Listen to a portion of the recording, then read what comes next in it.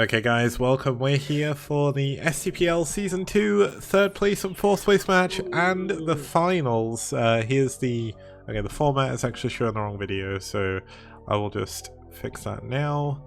And as always, things are going to plan to start with, so we're all good. How could you, Kix? You've had an entire season to prepare all of this, and yet somehow you still manage to kill esports. We're going to call you the Kix esports virus. No esport is safe. Yeah. The esports are like panic buying in the grocery stores. That's not going to save them from the Kix virus. They don't even know.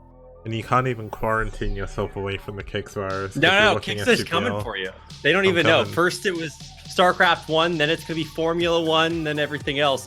I saw the Formula 1 drivers like playing like VR Formula 1 the other day. I was like, how now, brown cow?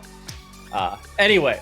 It's good to be back. Kix, have you fixed everything yet? I have. Everything is fixed. We're all looking good. Now, this is going to be the third place match and finals. Now, if I know anything about esports over the last, 15 years, finals always somehow end up worse than every other game in the tournament. Terrible. So hopefully... horrendous. Hopefully, today is going to be okay. But I'm never, ever sure what's going to happen. Actually, there was that White Clan versus SouL finals. It was like... choice. Yeah, that was season 1. That was the grand finals for season 1. So yeah, but we've come a long way since then. I'm just glad we have a third and fourth place match and a grand finals match, because if history has told me anything, that might actually be the better one. Because like you said, we've had some substitutions, unfortunately, and some of the games may leave a little bit to be desired. But look. Okay, we're doing our best here, and it's all come down to this. So it's going to be epic no matter what. Yeah, now, something weird is happening here. I've also broken something again, so just... Kix! I'm just doing the normal Just kicks. Don't touch anything, okay? Yeah. Okay? That's... Take your hands off the keyboard for the rest of STPL. Okay, well, let's see if this actually works. I thought I had everything ready, and then you know what? It's just like, nah, it's all broken. But here we go. Let's introduce the team. Starting us off is in our third, fourth place match is iRk. Now, iRk are one of the better foreign teams, I would definitely say, in the STPL. They've got a really, really good roster, and they did pretty well in Season 2 and Season 1. Yeah, iRk is always the team that I underestimate, mostly because I think to myself, I'm like, well, that's Age's team. And it's like, no, I'm just kidding. Anyway, no, they've actually got a super stacked roster. For a while, Oyo is like topping some charts as like this insane Protoss god. And lately, we've evened things out a little bit, but they've still got True Touch, who obviously could just beat everybody all the time, forever and always, because he's just so good. SPX has been pulling his weight. Even this guy Marwin, we don't say a lot about him, but he says a lot with his positive win rate, which is more than he can say for some of the rest of his team. Yep, and then you've got True Touch as well, jumping ship from Net Wars at the end of Season 1, saying he was going to retire from Team Leagues entirely. And then now we're at the end of Season 2. He's back playing for iRk instead. And he's going to be looking to put his mark on this third and fourth place match. So the important thing to remember is iRk actually came third in Season 1. So are they going to repeat their success here? Well, we'll have to see as they go up against Valhalla team. Now, Valhalla team played a good number of players here that haven't necessarily played too much in the STPL. It is going to be a best of 7 as well. This is only their first 4 players. But, the one we've seen most is probably Last. And he's got a pretty good win rate. Yeah, the message here is don't believe their lies. Look, White Clan, Valhalla team, even SouL to some extent, like just because they say they're using some players doesn't mean that these are the players that actually got them to where they are. We've got to fix some of the rules for next season. It's like you must have played before in the season in order to play in the finals. Anyway, the W's on the stream are real. That's not Reach, but he's still, I wouldn't say as good, but still very good.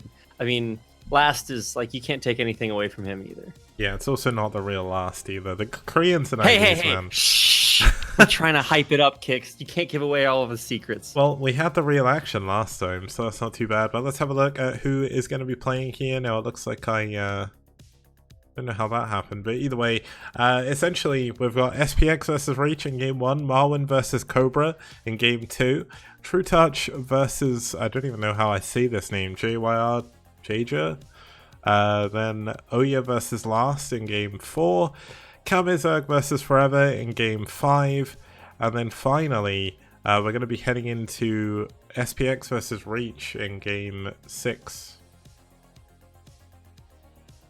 Oh yeah, because it repeats so that they can. Wait, what? Wait, why is Reach no, listed twice? Okay, we'll ignore this. We'll just look at the first 5 games. Aha! Okay, yes. Well, I mean, first things first, Kicks. We've got to make it that far. Yeah. Well, the 6th game will be DeWalt versus Cross, by the way. Not SPX versus Reach again. I was so confused. But either way, we've got some very, very good players from outside of Korea and inside of Korea fighting off here in this series. Now, just to introduce both of our first players, we have the 0-star SPX, just to confirm. That means he's not won 5 games yet. It doesn't mean he's bad or anything like that. But he's not done too bad for iRk.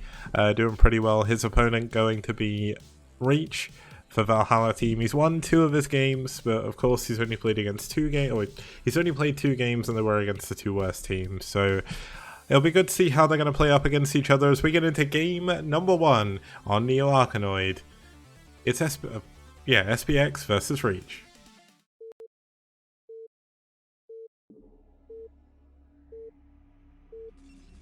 Oh, sorry, it's SPX versus Show. I was reading. I, for one, want my money back, Kicks. How dare you? I was lied to. I can't even cast this game anymore. All my research and preparation for the casting this one game went into casting SPX versus Reach, and now what do I have? What do I have left? It's just me and Twitch chat against the world. It's been a roller coaster day for me, so like anything that could have gone wrong today went wrong. So hopefully the games will be good and that will make up for it. But we'll have to see. Well, anyway, we can at the very least introduce the players. And if you were hoping they were different players, well, buckle up because it's going to be a bumpy day. In the upper right-hand corner of the map, Neo Arkanoid in the blue playing Protoss for Valhalla team. It's Show. And down here in the bottom right-hand corner for iRk from Russia, it's SPX.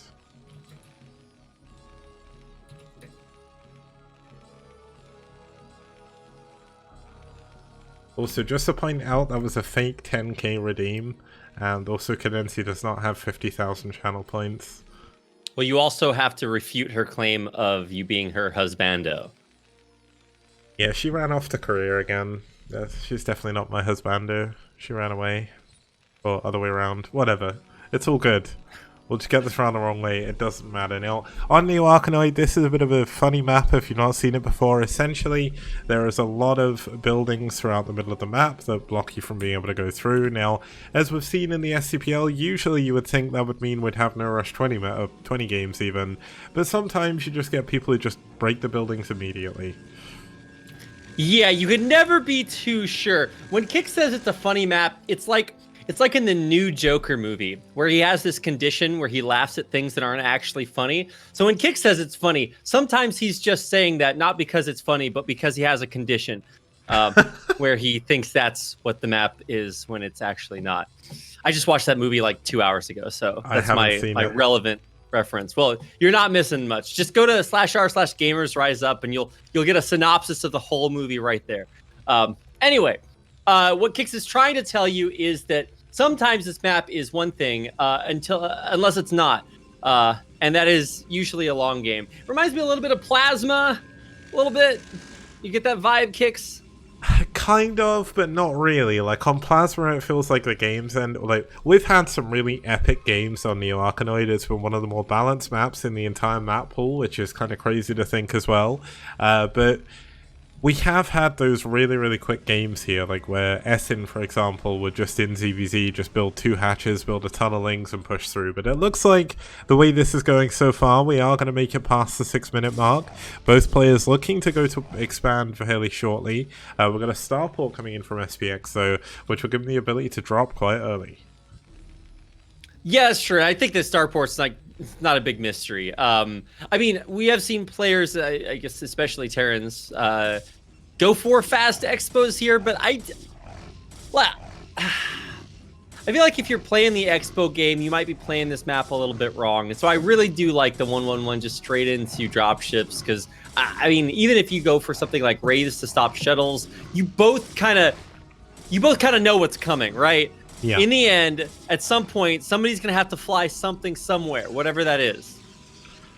Yeah, we'll have to see. I mean, it's going to be a Reaver, of course, for show. Now, I do wonder if SPX, yeah, he's going to go for a dropship here off the control tower. I thought maybe there'd be a really weird situation where we'd end up seeing like a Wraith first, but getting the Wraith second will be fine. As long as he gets some kind of anti-air, he'll be in a good spot. So we've already got the armory as well. He's going to go into likely a Goliath drop here, which is going to do a lot of damage to the probes. And I'd just like to point out one thing they've finally fixed. Buildings being invisible in top versus bottom. Wait, is this top versus bottom? Yeah, it is. No, what? They've hosted on melee, haven't they? God damn it. Luckily enough, we got good colors. Aha! Wait, so, were you trying to say they fixed it through Fog of War? No, so essentially, like, I don't know if you remember rightly before, like, if you're on top versus bottom, if you weren't on the red versus blue colors, the buildings would be invisible on the minimap, which was weird. I don't know if they fixed that.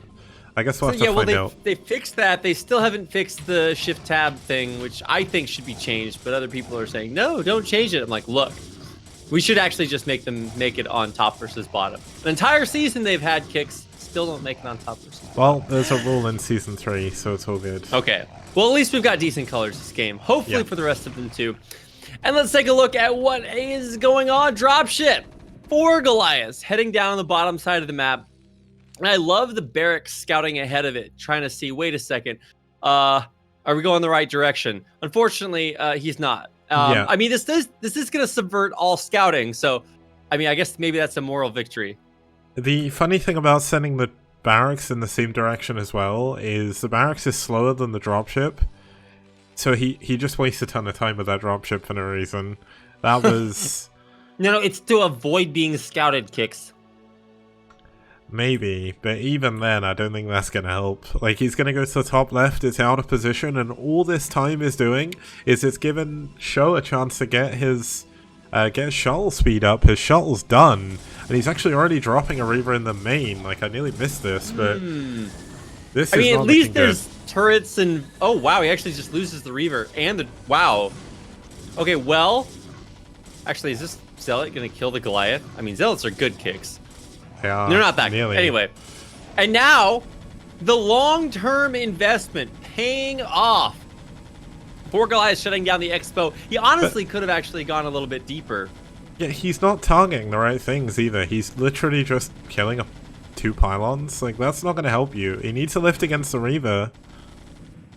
Yeah, or drop on it. Jeez Louise. Okay, all right. We saved Privates Ryan. I don't know. And all the other privates there too. Oh, wait. Oh, wow. He actually saved that. Okay, not that Goliath. He dropped that one down to die. Yeah. It's time to abandon ship, or rather get on the ship and get out of there because, look, you had your chance. You targeted down a pylon and left. Now, Sick. This is a good power play. Going to come in with double dropship now. It would have been better, I think, to send 1 dropship to one base and 1 to the other. But he is going to drop the damaged ones on top of the Reaver, which are going to be able to kill at least the units. But he needs to just kind of go all in with this drop here. He doesn't want to lose any more units. He needs to get his dropship away. And he has killed a lot of the units now, so... I would have targeted down that shuttle, but obviously there's a reason I am not in this game. And so thus, his decision to not target down the shuttle, much like his decision to target down the pylon instead of the Nexus or units, is one I can't argue with. I can't debate it, Kicks. A pro player did it, and thus I must accept it.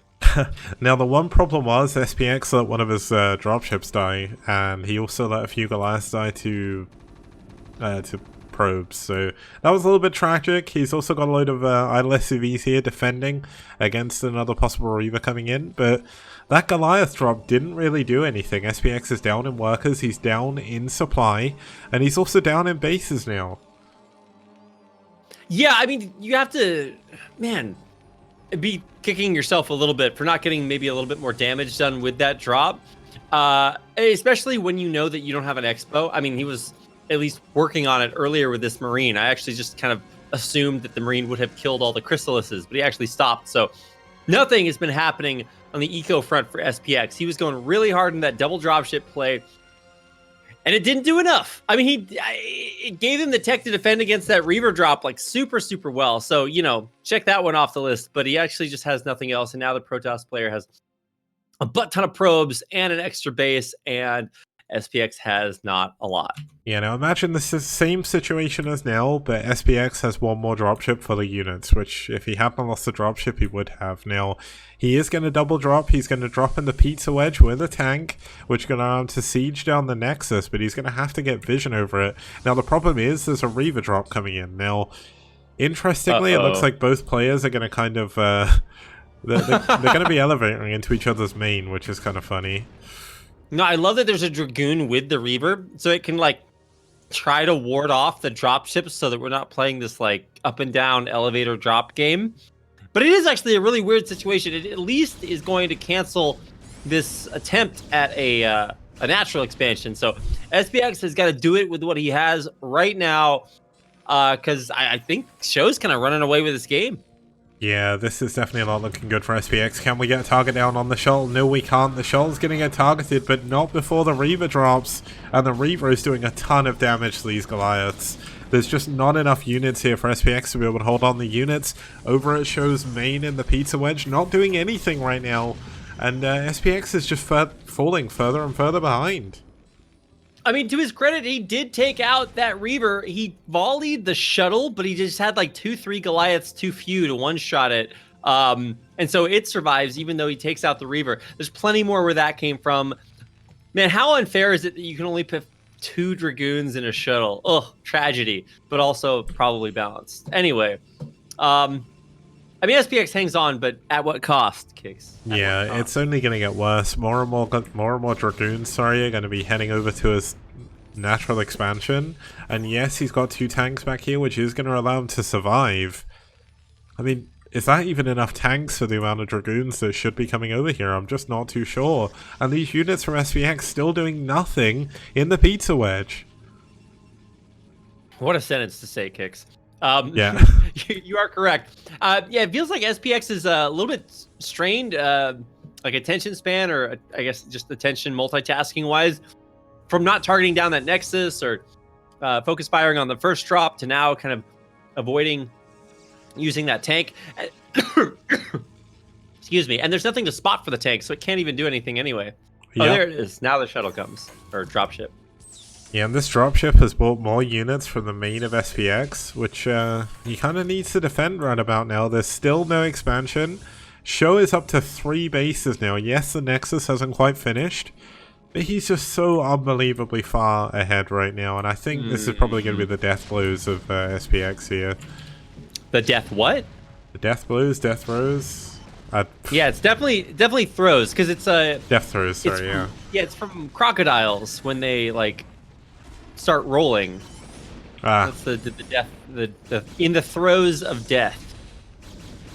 Okay, well, we're learning good English over here. It's a little bit unfortunate. I'm from the UK and I don't know my own language, but it's all good. Well, hey, at least you got plenty of time to sit at home and watch the Discovery Channel, so you can learn all about it.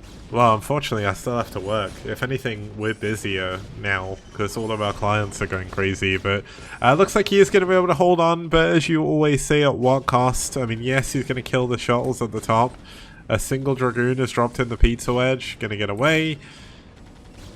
And I mean, this looks like SPX is going to give up soon because he's down 40 supply. There's not really too much he can do. This drop is pretty much every unit he has left, and he's going to try and lift the Goliath out. It's not going to work. GG, SPX taps out, and SouL wins game number 1. He sure does, Kicks. Wow, and what a way to win it. You know, I definitely expected more from that first drop. It was like, I'm going to drop you. No, I'm going to drop you, and thus we see the magic of Neo Arkanoid hard at work there. So, yeah, great job. I mean, I don't think that really should have surprised anybody. I think the way it played out was maybe a little bit surprising, but that's why we play the game. And so Valhalla team goes up 1-0. Yep, they do, and we're going to be back in just a minute with game number 2. It is Marwin versus Cobra, and it'll be a TVP on Neo Outlier. See you guys soon.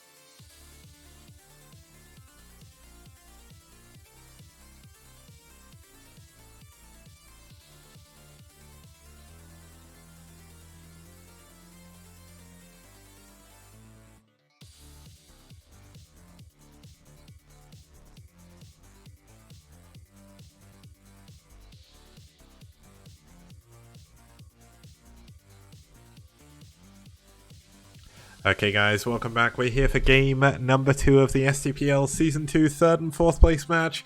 Starting us off here, we have the 2-star hero, it's Marwin, with his 12 wins on the board. A star is 5 wins each, just in case you don't know. And the wins are just from Season 2, right? The wins are overall, so... Oh wow, so this is all games Marwin's played. Yes. I kind of thought he played more games because he's been kind of a mainstay. Anytime you see the Swedish flag, you just assume they're on iRk.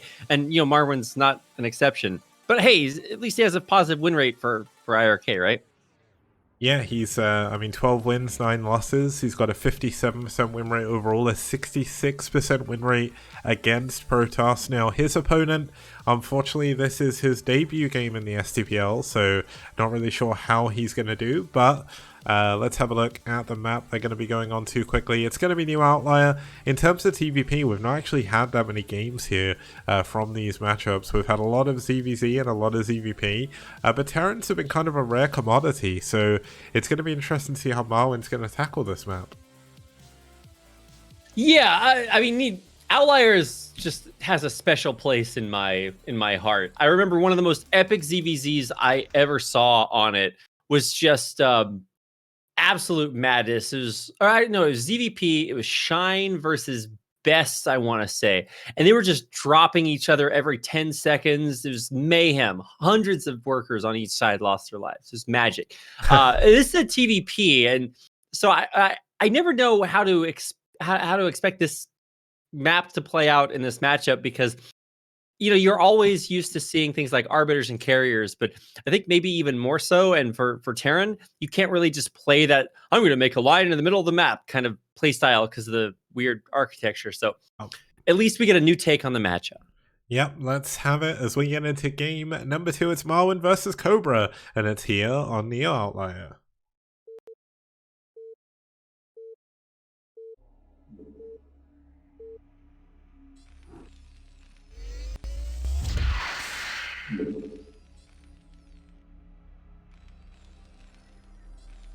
Okay, starting us off here in the 12 o'clock position, we have the white Terran fighting for iRk from Sweden. It's Marwin.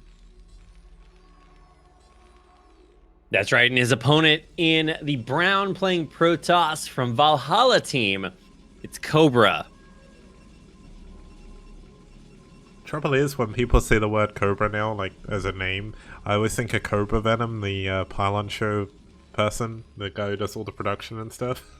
I was gonna say, you know that guy produces like 12 shows? Oh really? I knew he did like a bunch of stuff, but I didn't know how many. Yeah. Yeah, if you don't know Cobra Venom, he produces like every video game podcast you've ever heard of. He's like actually the GOAT.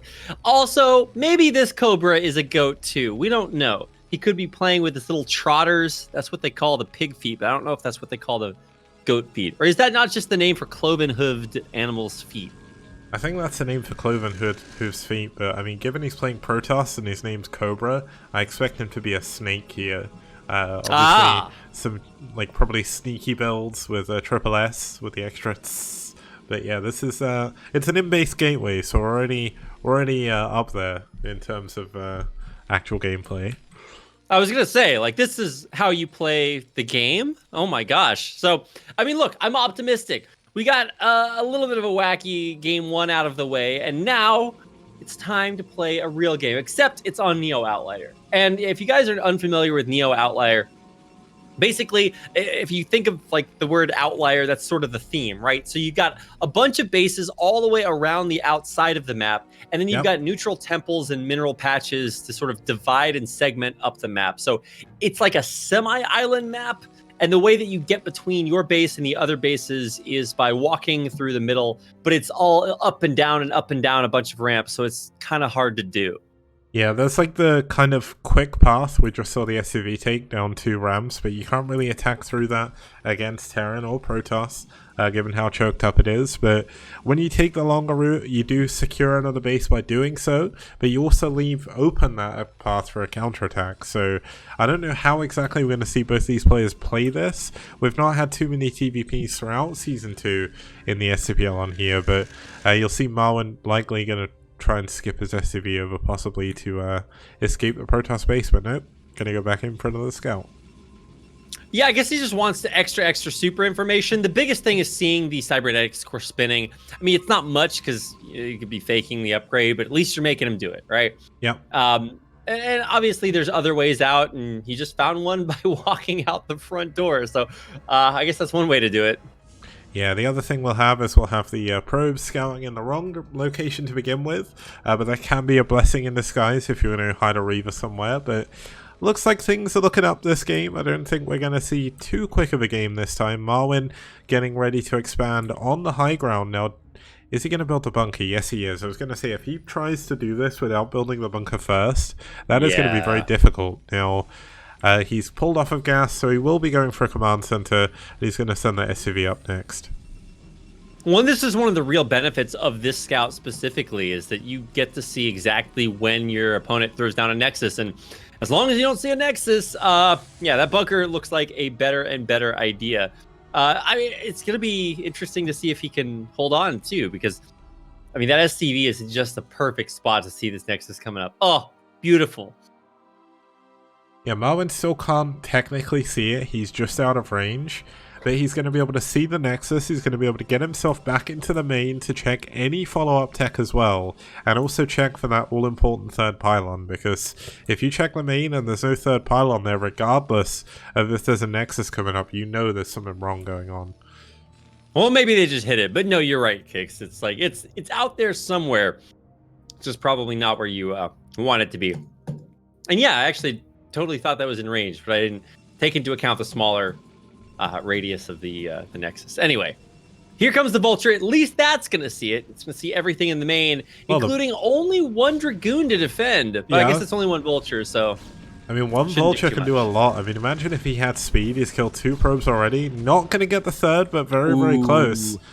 Imagine if he'd had mines or speed at that point. Things would be so much better for him. But unfortunately, he did go for siege mode first, so... no Vulture upgrades, but that is going to allow him to stay alive a little bit better at the front here.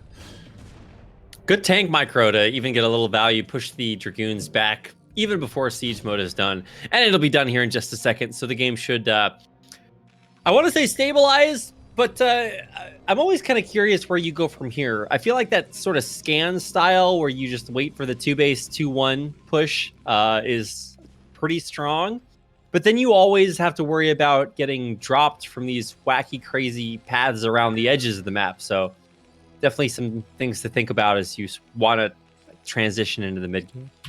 Yeah, it's not too bad on this map, especially. Like, he's going to go to a second factory. I think we're more than likely going to see a 5-fact push off of 2 bases here by Marwin, just because it is a little bit harder to get that 3rd base, although Marwin isn't super aggressive as a Terran player in general, so hopefully he's going to be able to at least defend against this possible support, well, this Reaver that's going to be heading his way.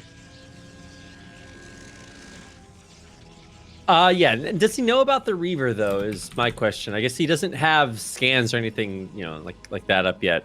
I so know the SCV ran into no. the main. I think he may have seen the Robo, but I don't know if he saw the support bay. I think it may have died before he put that down.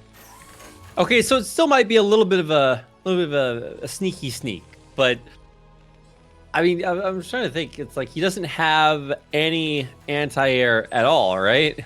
Yeah, he's just now getting a starport. He doesn't have any armory, so there's going to be no Goliaths. And the trouble with getting no armory is not only do you have no Goliaths to deal with a possible shuttle, you also don't have any upgrades. And upgrades in TVP are your biggest tool. Like, if you don't have your upgrades on time, you're going to struggle a lot. Well, that's one of the things you were talking about with that 5-fact push is that, I mean, if you're building 5 factories and everything out of 5 factories, you don't really have a lot of room for anything else. And especially with the shuttle timing, it's there, and speed is over halfway done. So it's coming. And do we have a Wraith out yet? I think, oh yeah, it's just about to finish. Yeah. This is good timing on the Wraith, but he's still going to have to run his SCVs around. It's still going to be a little bit of lost mining time. His SCV production hasn't been perfect, so he's actually down in SCVs, and the Wraith is going to fly past the shuttle. This is the worst timing ever for that to happen. Now, luckily enough, the Scarab going to bug on the minerals.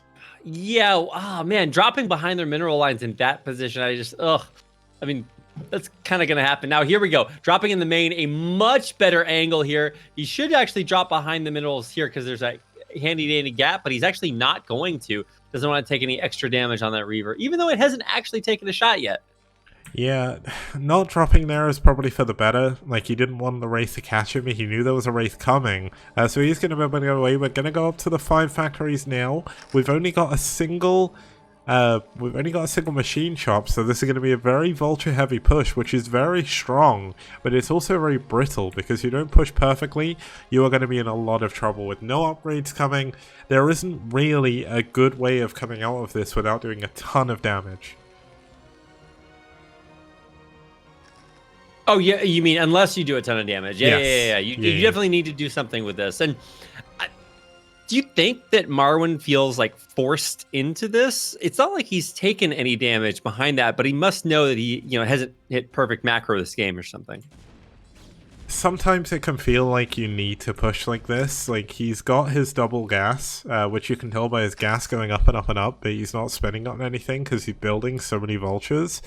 But I think he kind of just wants to try and overpower the Protoss player before it gets a little bit too late. And building vultures, they build so quickly, it's a very good way of doing it. Now, we're going to have a 3rd base coming in from Cobra in the bottom middle of the screen. That's actually an island base, or semi-island base, down in the bottom. You can see that he's mined out the minerals to get down here. But that means it's going to be almost impossible for this push to be able to stop it. So Marwin is going to have to do critical damage at the natural if he wants to get in and win this game. Yeah, I was thinking maybe he mixes in like a dropship or something, but no, that's not. Double shuttle in the main. Oh my goodness. There is a Wraith here, but there's just so much else that one Wraith is just not going to cut it. I mean, thankfully, a bunch of the vultures are back home, but look at the splash damage from these scarabs. Oh, tragedy. And he's even going to be able to blow up the tanks as they come in theory. Actually, he's going to try to pick up with both Reavers and get out, but he knows the Wraith is right there, so shuttle goes down, and actually does not kill the tank because it took half damage on the retreat. Yeah, he shouldn't be pushing in with these tanks right now. He should be sitting them back. Like, this is going to give the tank or the Reaver a chance to kill. The mine! With the splash damage, it kills both Reavers off, and now actually, might not be that bad. I mean, he has nothing but Dragoons. Yeah, and the trouble is, there's not that many tanks, though. Finally, he's building 2 tanks at a time, but losing those 2 tanks, one in the main, one in the 3rd there, is going to make this push a lot harder to do, and he's pushing up a ramp. This is not a good place to push. Oh, that ramp is horrendous. Look at the concave of Dragoons here, but SMH Terran, right? He's still going to be pushed back. The bigger thing is that there's 3 bases behind this. So, Cobra's not super worried. He's forcing sieges up, over halfway across the map. So, it's exactly where you want to keep the Terran. Whoa, mine! Ooh, that's a rough one. Splashes on a couple of other Dragoons. And, the push is coming. But so are the big gateway explosion. Oh, my God. How's he getting so lucky with this? This is... Despite fighting uphill, Marwyn is actually making quite a bit of headway here. He's getting a lot of Dragoon kills, but the big gateway farm is up and ready and pumping. He's building 7, 8, 9 things at a time, and I think thinning out this Terran push, even though it's getting a lot of value off these mines, it's just it's not going to be strong enough when it arrives. Yeah, the important thing is he's been shaving down the tank count, and the tank count is really what makes this push viable. You need a big tank count, your tanks slowly go up and up. The idea is you trade your vultures away for Dragoons, you use a lot of mines, and at the moment he's unable to do that. Now the weird situation we could see is maybe Marwyn sieges up here and he goes for a 3rd base in the bottom left. That would be strange, but does need to survive to that point. There's a Zealot bomb coming into the tanks, and there's barely any vultures to defend them. Yeah, wait, why were the vultures just leaving these tanks unprotected? Oh my goodness, is there a mine in the middle of that? I hope not. I guess we'll find out. Looks like the answer is no, but the Zealots on top of the tank, did the vultures just disappear? Well, they disappeared into the Protoss main, but then they all kind of died, and all the tanks kind of died too. Well, not all of them, but hey, mission accomplished. He's reset the tank count again. Yeah, now Marwyn is going to try and expand to a 3rd base. The mines, oh my goodness, that mine in the natural could have been amazing. Wow. It still can be amazing. Never give up hope, Kicks. Yeah, you never know. One stray Zealot just deciding it wants to run the wrong way, and we could have a massive mine drag on that the probe line. But the Dragoons take a lot of damage from that initial mine as well. We've still got a lot of reinforcements coming in. Is there any armory yet, though, for Marwyn? No, it's only just now coming up, and there's no science fleet or anything like that. So this is still relatively all-in situation. I love that he dropped that Zealot out and ran it in just in case there was a mine there. That's a really heads-up play to make. He still actually has 3 more Zealots in that shuttle, and it's helpfully perched over this 3rd base, which will never get a chance to come up. Yeah, here we go. The shuttle's going to drop the 3 Zealots. Just going to block the SCV from being able to doing it. The Vulture's going to come back and defend this. But if the Vultures are back here, guess what? They're not the tanks at the front. And more time goes on, more and more units are going to come up here for Cobra. And this is rough. Marwyn needs to make something happen still. He's falling further and further behind as the game moves on. Yeah, I don't think this is a mystery to Marwyn. He definitely knows he needs to make something happen. Hey, at least he's getting this 3rd base up, but he's going to take more damage in the main. It's kind of interesting. I don't really see these late game Zealot drops happen all the time. No. He's going to target down the armory.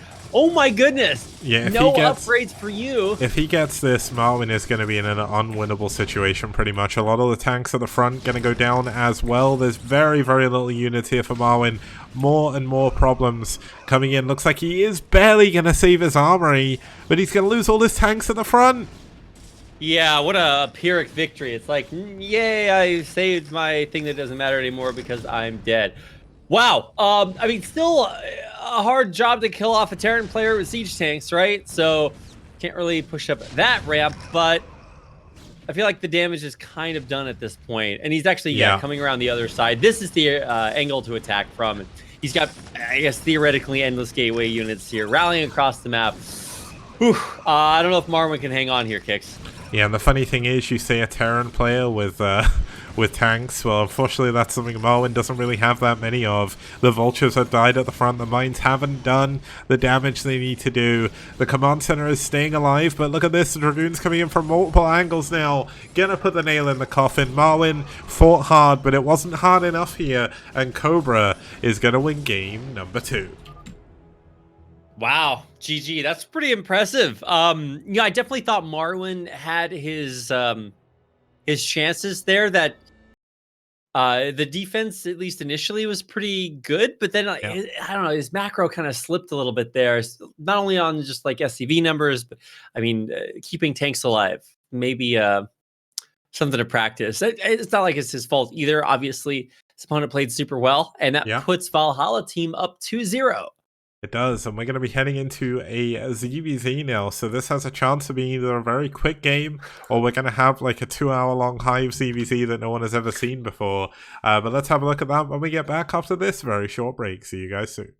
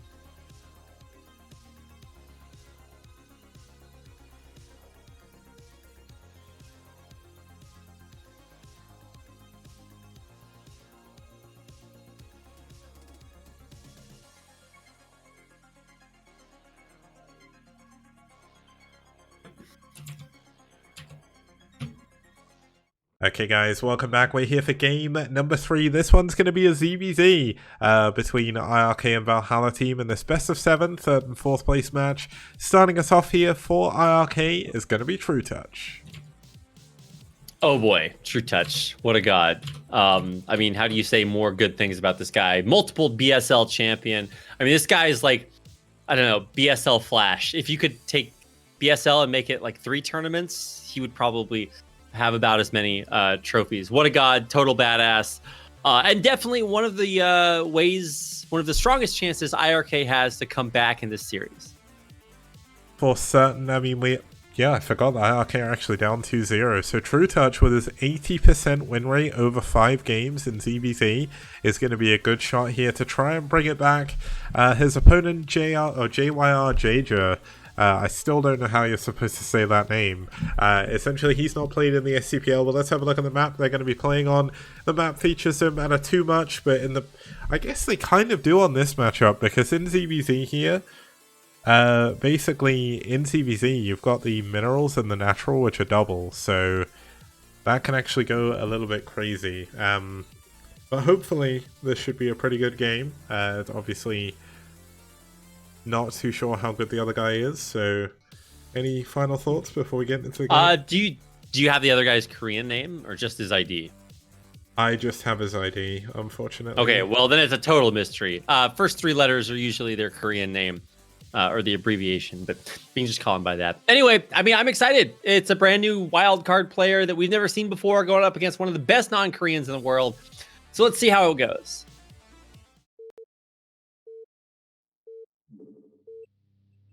As we get into this game. Yep, we're getting in now.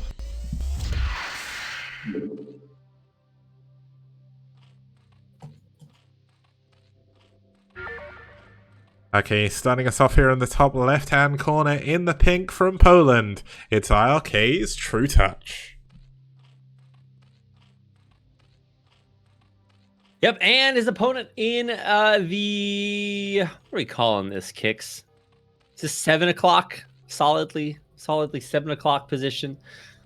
Playing the, I gotta come up with it. This is like a light forest. This is like a seafoam green kind of deal. I think that's the right. I think you've said seafoam before, so maybe, yeah. But I'm gonna double down on that. If somebody knows the exact shade, screenshot this, put it into a hex converter. Let me know. But I'm gonna go with seafoam. Playing Zerg from I assume Korea. I'm just gonna call him JYR because the Jaja is like something you would add on to that. Yeah, clicks. Plus, when you make Clicks and Cuts saying in chat that he's probably JYR's student because Jaja means student. So that's even more confusing. It could also just mean that he is a student. So Sonsu means player. And so whenever you hear a player talked about by a Korean commentator, they'll say their name and then Sonsu. And I'm like, to me, that sounds redundant because, like, you know, it's the player, right? But they put like the title of the person when they say their name. Yeah. Like boss or Mr. or whatever. And so sometimes people will put student after their name if that's what they are. So either he's a student of JYR or he's just a student. Either way, his ID, or name, whatever, JYR, we can just JYR. Okay, cool. The good thing is, as well, we've got mirror builds from both the players, so there's no crazy 9-pull speed or anything like that. It's 12 pull, 12 gas, into a 12 hatchery for JYR.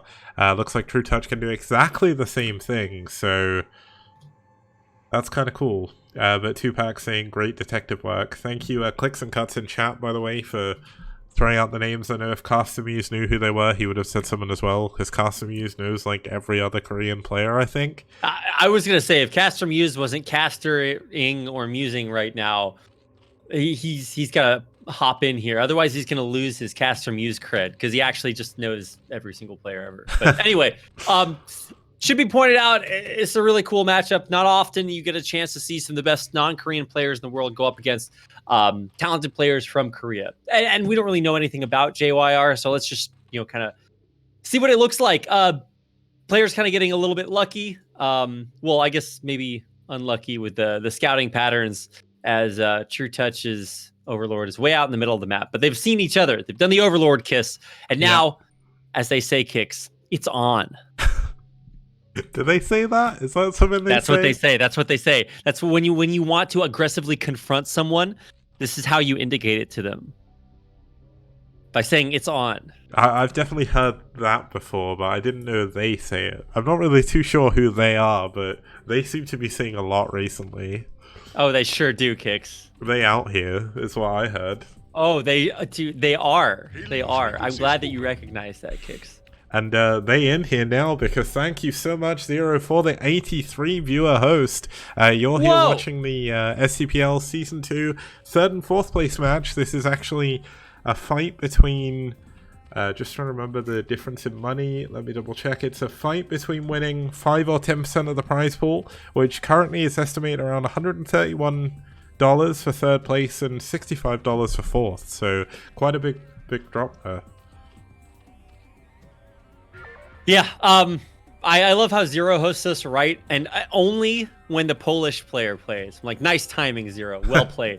But yeah, as far as the game goes, this is probably going to heat up here pretty soon. Both players went for Expo, which is really cool. Kind of rare that you see relatively mirrored builds happen in CVZs. Usually, one goes for the aggressive build and the other one doesn't. But in this case, JYR is going for it, okay? Yep. We've got all Lings all the time, and on the other side, True Touch he's right on par with the Hatch or with the Spire timing. I don't know about the Ling count here, Kicks. Yeah, it's going to be tough. He's going to likely lose this. I mean, this drone is kind of more of a crutch than a help here, and he's down in Lings, and I think he's down in Lings. It looks like he is, and he's also down in drones, but he can't be because he must be ahead in Lings. It just looks like there's so many more Lings from JYR, but True Touch has been building a ton of them, so he's likely going to go for a big counterattack soon, and this is perfect timing for True Touch, because he's going to get there as his opponent is going to be starting as Mutalisks, and that means he's not going to have as many Lings to hold on. But look at the concave here, at the natural choke. What about it? It's pretty good. It was, well, he moved, I guess, so yes, some of the drones at the front as well, he's at a drone advantage, but 3 of them aren't doing anything, so that's not going to be helping him. Well, now he's got to use them to fight. I think this is excellent pressure from True Touch. Both players did get their mutas out, but that means we've halted Zergling production. JYR had to build an Overlord when he needed to build a different unit, so that kind of halted him there at an awkward timing. But True Touch is actually slightly down in supply, so he's got that extra Scourge on the way with that Larva he hasn't used yet. Either way, this Zergling battle is not actually really going to matter because mutas are out. So that means if you choose to fight here, you're just sacking your Lings. I think Yeah, this was a little bit rough. If you want to, True Touch's Scourge coming in. Oh, is he gonna connect? Oh my God, he actually does get the connection, but it doesn't kill the Muta. yeah, and sorry, your voice cut out there just for a second. But look at the mutas in the main of JYR right now. We've got 3 or 4 drones have gone down, I think, and now True Touch is going to be the one with the drone advantage, but he's 6 supply down, and most of that, I think all of it, is in mutas. It's 5 mutas against 6. One of them is about to die, but there we go. Looks like we are going to have the 6th muta coming in from True Touch. All of the links on both sides, pretty much, have gone down, minus the ones here in JYR's Nat and the ones that True Touch has just rebuilt. So link counterattacks could actually become quite interesting here as the mutalist leave their base. I love that JYR went for an extra drone, and then True Touch made this extractor at the natural, maybe as a panic move, but I don't know if that's really going to come into play at all. So that's just like a drone that doesn't exist. Obviously, it's great for big muta battles, but is it really going to pay off? Let's see. Yeah, True Touch now down a single drone. I don't know how True Touch's ZVZs always end up like this, but True Touch, out of anyone I think I've ever seen, has longer ZVZs. So neither player really attacking each other right now, both kind of building up to a big engagement, and it looks like JYR wants to push this forward as he sends all of his mutalists across with a bunch of Scourge, and he has rebuilt a ton of Lings here. How does he have this many mutas? This is crazy. He's up like 3 mutas on True Touch, and he's got the Ling advantage. He's have more larvae. Oh, here coming the Scourge. This could actually make a big difference. Some actually good connections on both sides, but the better muta micro from JYR. He still has the muta advantage, and now he's got more Scourge coming in. Oh. This is domination. True Touch falling over. Valhalla team about to go up 3-0. GG. True Touch taps out, and JYR takes him out to give Valhalla team 3-0. Yeah, that was... oh. There we go. I turned that back on a little bit too quickly, but essentially, JYR destroyed True Touch there, just saving a few more Lings early on. Having those extra Lings there with a major difference in that battle. Obviously, he did have more Mutalisks, but True Touch's Mutalisks were spending a ton of time just attacking the Lings in the natural, because he was losing all of his drones there and all of his Lings as well. So, really well played game by JYR. Apparently, Castamuse thinks he knows who he is. So Damn Funk, Shiny was SouL, and then he I think he got kicked out of SouL for like being BM in a tournament or something, and Fuji was like, no, we don't want you here, so he joined Wiko instead. So he's on Valhalla team now technically, although he's not going to be playing today, so we don't need to worry about him too much. Yeah, well, iRk have to worry about being eliminated from the STPL in 4th place kicks. Yeah, it's not looking good for them so far. They're down 3 games. They have to win the next 4 games in a row if they want to stand a chance here of making it into the, well, into the 3rd place position. So when we're back in just a second, we'll show you game number 4.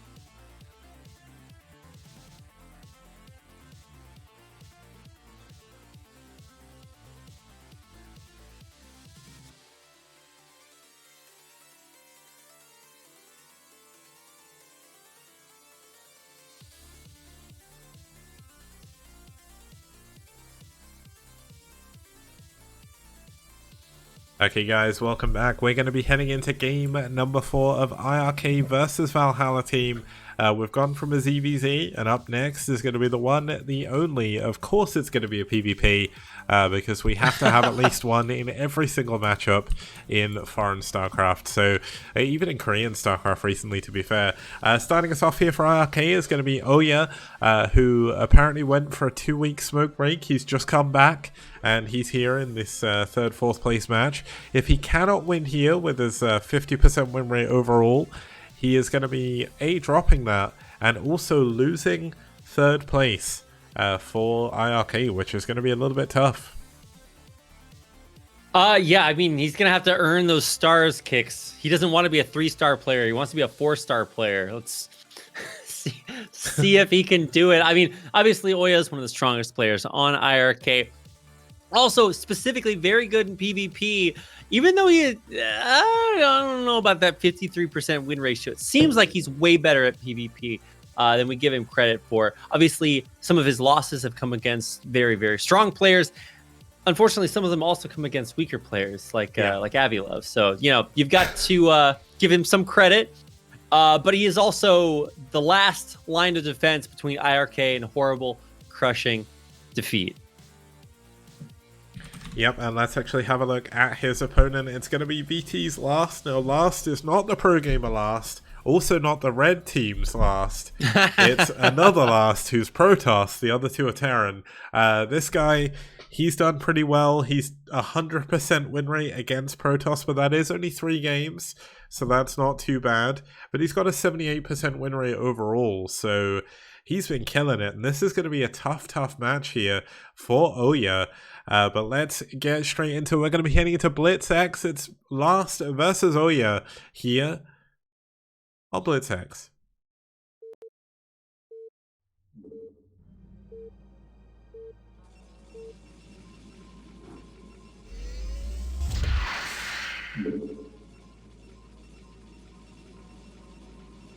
Okay, starting us off here in the top left-hand corner, we have the green Protoss player fighting for Valhalla team from Korea. It's Last. That's right. His opponent from Sweden is Oya. Well, it's Oya is actually the one person who's 100% from Sweden, I think. There's so many players on iRk that have got the Swedish flag because they're all Swedish nationals now, but they've all come from all over the place. So it's kind of weird to see a PvP on Blitz X as well. We've seen so many TVTs here that actually get it. This is our second PvP ever on this map. Like, how crazy is that? Like, that just doesn't happen. Hey, Kix. What's this probe doing out here? Well, looks like Last is going to play a little bit cheeky here, going for a proxy gateway most likely. I think we may need to change the network, by the way. This feels a little bit slow. I don't know if you can do the micro. There we go. That's better. Yeah. I mean, I'm waiting to see the supply count. Are we just going to have like 9 gates here? I'm waiting. Oh my goodness. And we're ready. There's one. Okay. It's just one. No probe being built yet, though. Oh, now he is. Okay. If it had 9 gates, that would have been ridiculous. But it's going to be a gateway in the main. Luckily enough, Oya isn't going to 9 gate or something in the middle of the map now. Oh my god, Oya's going to scout this. Look at this. What? Okay, look. Somebody, the Swedish National Ministry of Defense, is hacked in to Last's computer. They sent the coordinates of the proxy rebel base. How does he do that? Damn, that's so sick. Yeah, well, obviously, he knows exactly what to do. Throws down the second gateway immediately. And this is pretty bad for Last. Yeah, the thing is, Oya is a really, really aggressive player. So if anyone knows how to deal with this kind of situation, it's him. Like, he's probably done this to so many different people that he just knows exactly how to come out of this alive. So he's obviously, I mean, iRk, especially out of all the teams, I think in STPL probably practice with each other the most. And not only do you have Oya on this team, you have Favorite as well, and both of them are like PvP madmen. They play so aggressively. Now, let's see. I mean, Last can still do some damage here, but look at the probes. Perfect position. Wow.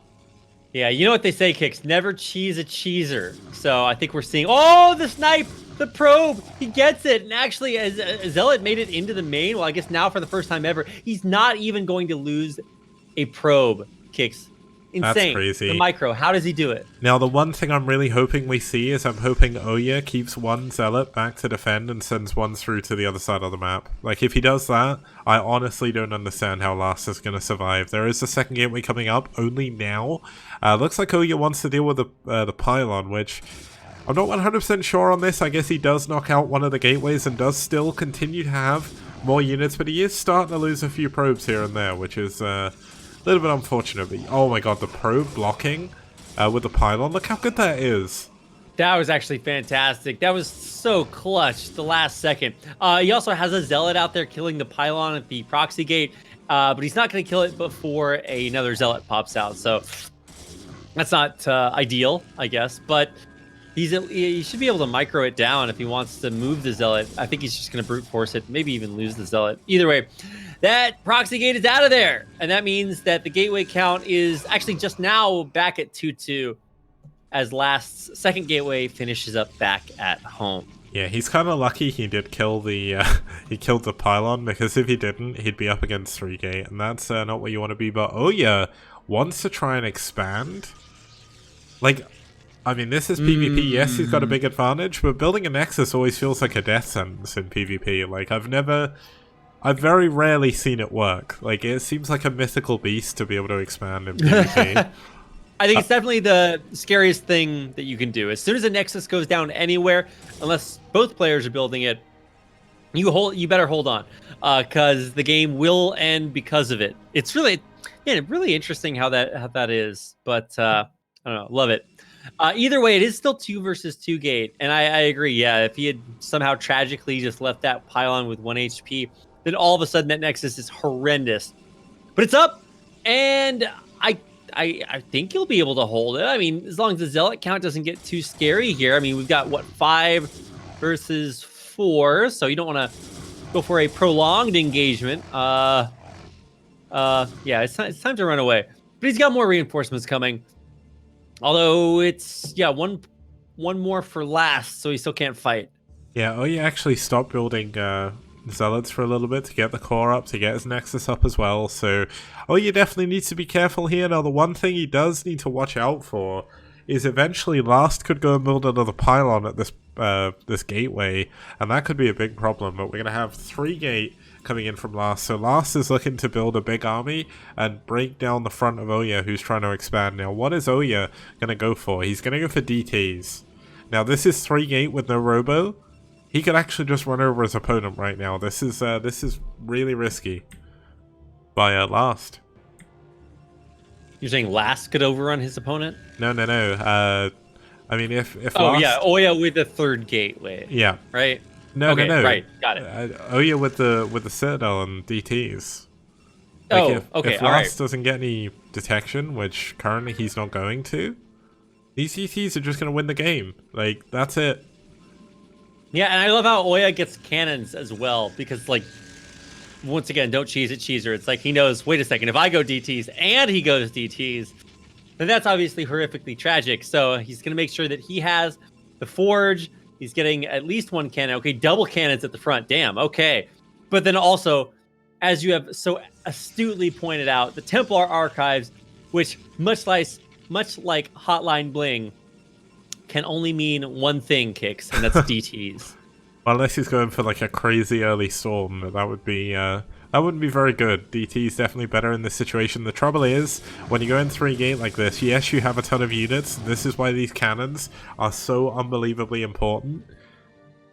But you don't have detection, you don't have anything that can actually stop the DTs. So either the DT... Oh my god, please tell me Oya's not going to run through them another map. Oh, this isn't looking good. Oya's sending all of his units away, maybe hoping to defend with nothing but DTs. I mean, I guess in theory that's possible. He could also pull probes and body block in front of the cannons from the Zealots. But now he's turning around. He did get 1 Zealot into the main mineral line, so he will be harassing behind this. But this is just so much. He needs to pull the DT back at home. Oh my god, turn it around. No, he's going to send that, and that's going to be his win condition, and he's going to try to hold on desperately with more DTs back at home. And he did pull all the Zealots back, so he should be able to kill this army but he is taking losses at the same time. Yeah, looks like that Zealot in the main base did go down, but still there's no detection. Looks like there is going to be a lot of probes going down from Oya, but he's already up. I think this is 12 probes, yeah, 11 probes now, and DTs are coming out. That's it. I think Oya's won. Yep, this game is over. No, didn't work. Yeah. Oya. Oh my god, coming he's trying to build a cannon, but just killing the cannons when they come up. He is blocking this other cannon at the very least, but I mean, how many probes have to go down before this is done? 9 kills. Yeah, he's going to get the cannon as well if he wants to. Stick a fork in this game. It's done, Kicks. It's over. Get me out of this. GG, go next fast. Last type's out. And Oyaji does what no other proud Swede can do, and that is take game off of Valhalla team. What a god. Coming in clutch for iRk. Yeah, pretty good. It does keep their dreams alive in this third place match. And now even though they're not in the final, they still have a little bit of pride to hold. Obviously, they were third place in Season 1. They want to be third place again if they can be. No one obviously wants to lose in the third and fourth place match. But we're going to be going in to game number 5 in just a second. It's going to be Forever versus Kamizerg. When we get back after this a very short break while we load the next replay. See you guys soon.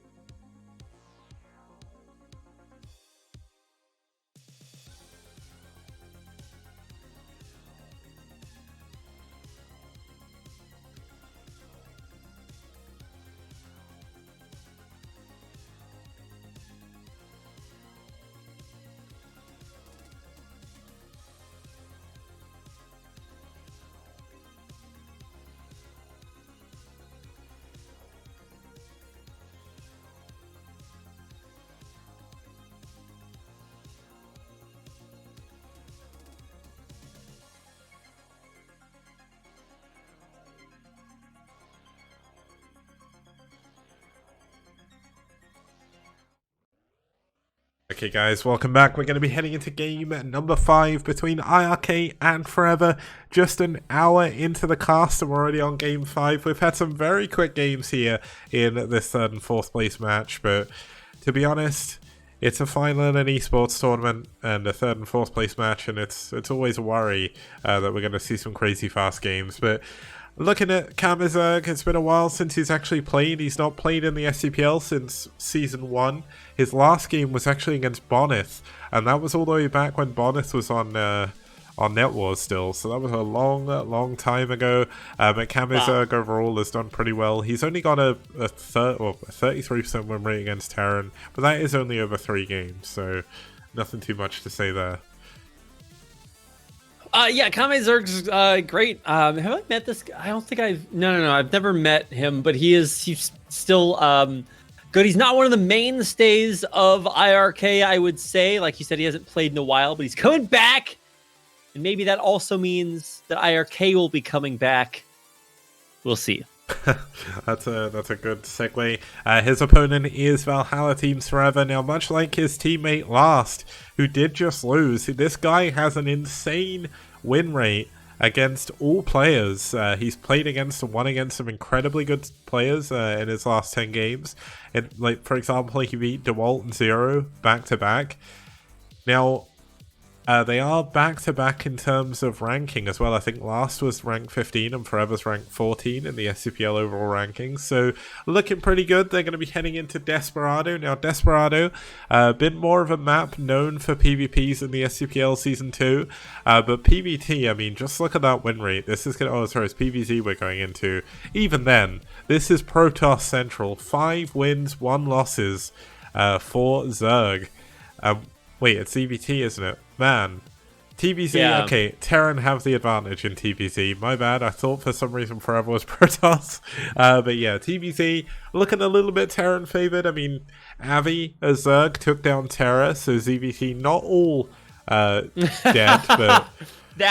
That's the data point we go to say, see, it's balanced. Well, that was the last game, but Forever, I mean, look at the last 5 ZVTs on this map. Forever has won 3 of them. Yeah. Oh my goodness. I mean, so maybe he's just got it figured out. Look, he's obviously also a very good player. He's come out to play many, many times. That's why he's got those 2 blue stars for Valhalla team, and they're on match point. So I think this is basically the best player on the best map to seal the deal. He's what we like to call the closer.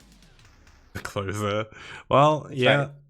I guess that's from like a sport, right? What sport's that from? Baseball. Like you have like a relief pitcher who like is very good, but you save him for last to close the game out.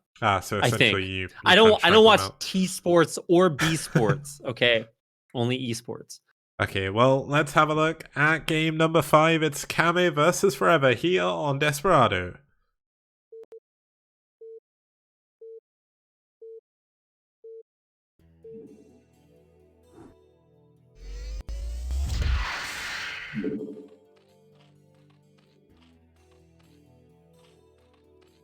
Okay, starting us off here in the top left-hand position on Desperado, we do have the red Zerg player fighting from Sweden for iRk. It's Kame Zerg. And his opponent in the blue playing Terran.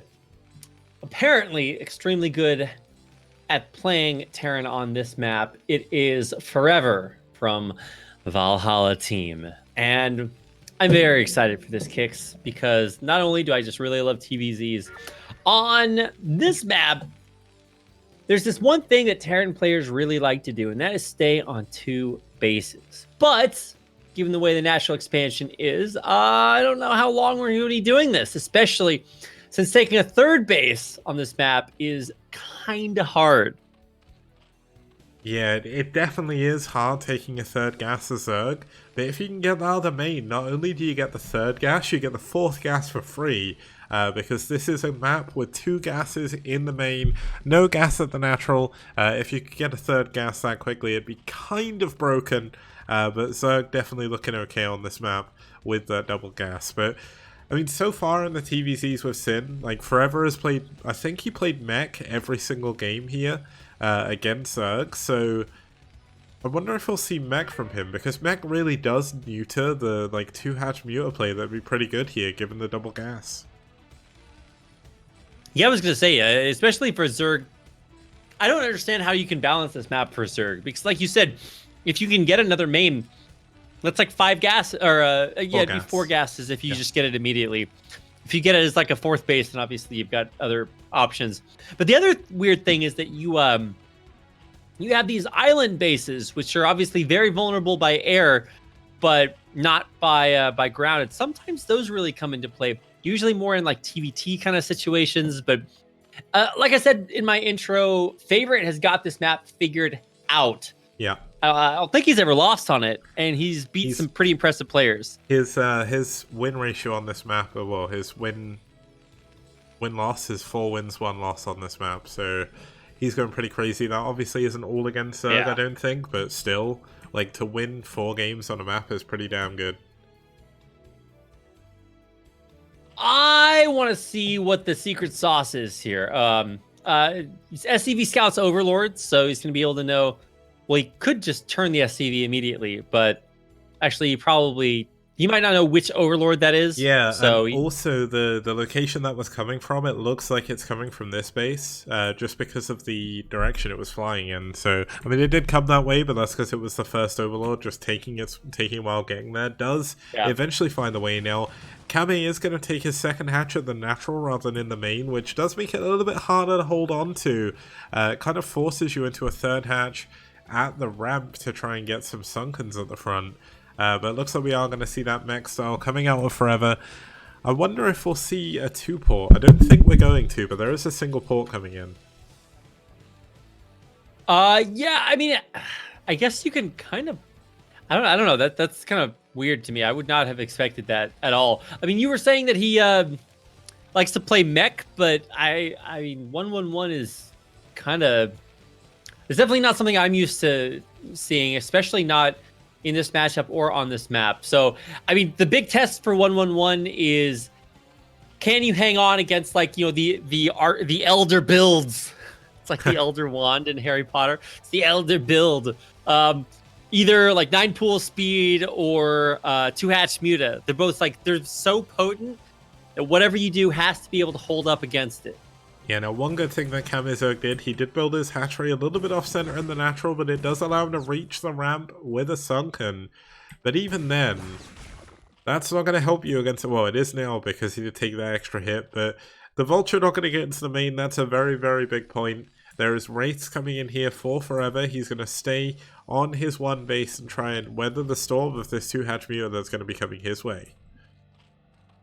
Yeah, I'm glad you pointed out that hatch position, because it's really easy to say, he placed a hatchery off position? I'm like, well, yeah, but it's all for a good cause, okay?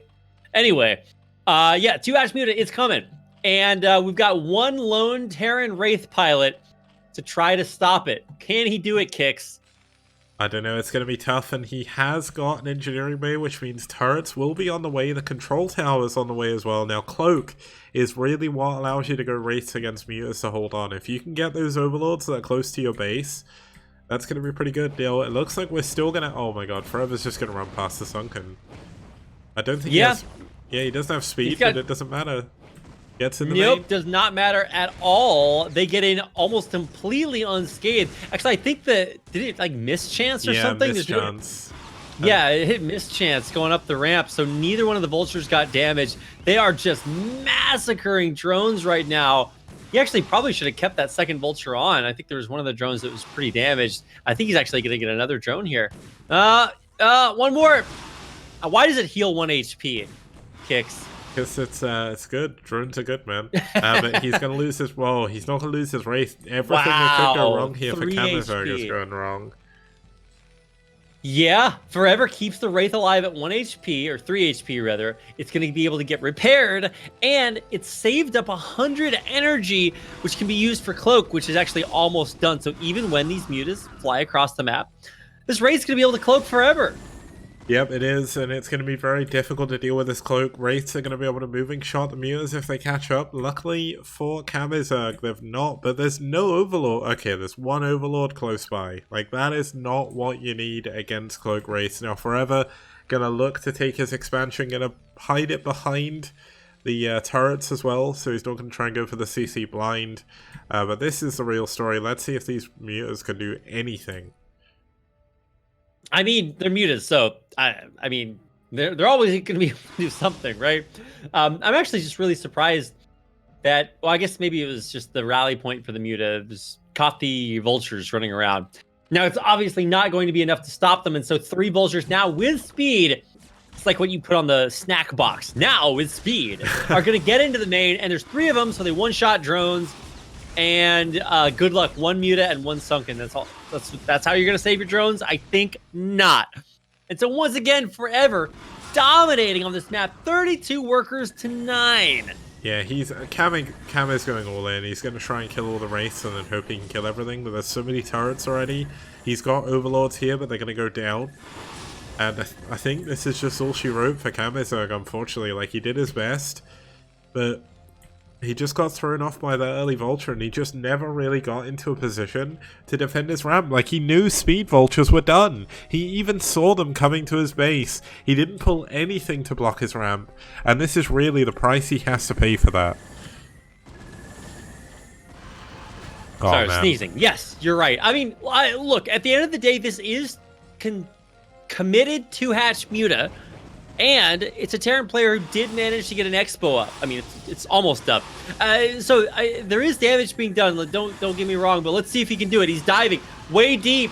The vessel's out. No irradiate. It's just seconds away from being done, but still only 6 mutas remain, and only 1 Overlord after that last one died. Oh. Man, this is so rough for Kame. Yeah, this is looking really, really tough. He doesn't have anything on... Like, imagine if he suddenly had a swell of wings. Like, he'd be able to take out all the turrets of the natural. There's basically 3 vultures that the mutas could deal with.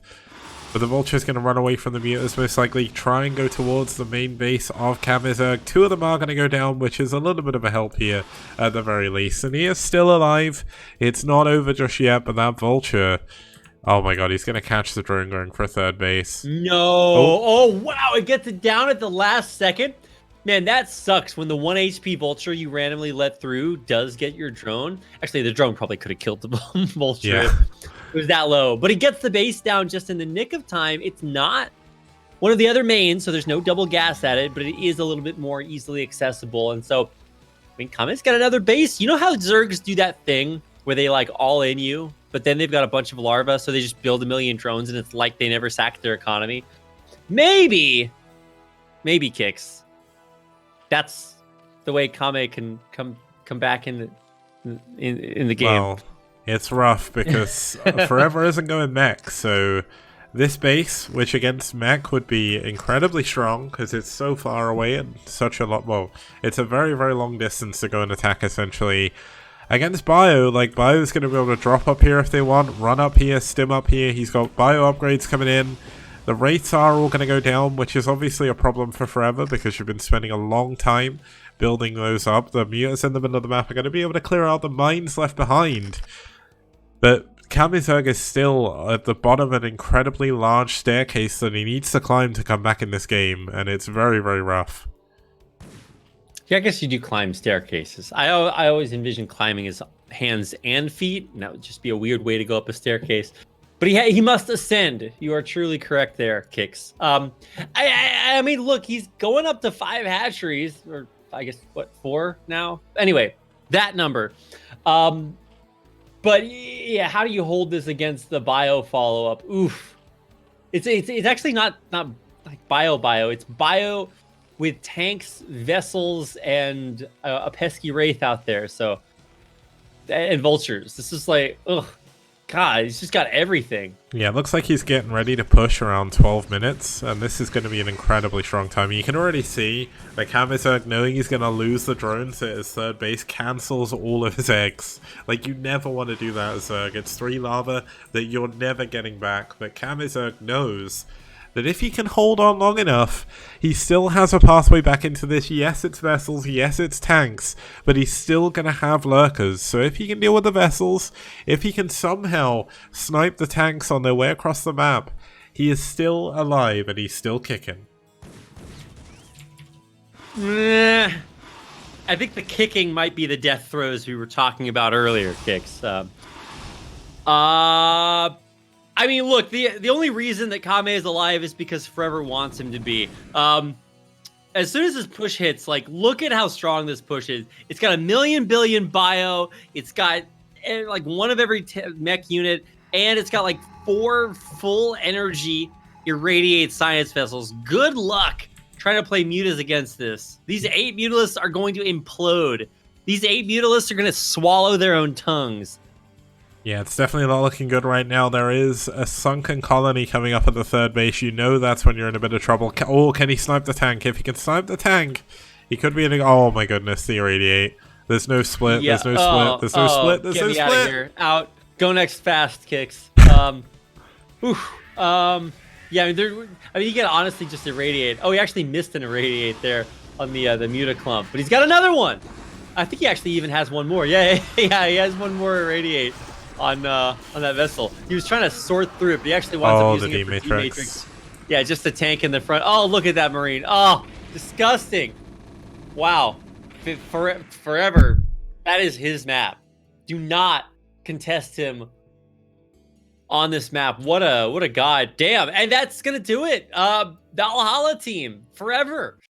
Takes it for them to claim third place. We are going to have one more game in the series, just because all games are played in the STPL as always, but it's going to be a good one. It's SouL versus Crossy, so it's a shame that wasn't the one before, but it's going to be on Whiteout, going to be a PvZ. Now, it's kind of crazy to think that Forever has been such a crazy strong player on just on Desperado in general. Like, he's the one Terran player who's not struggled there, and he's always got lucky and got Zergs, so I guess that works. But let's have a look at the next game when we get back after this very short break. See you guys soon.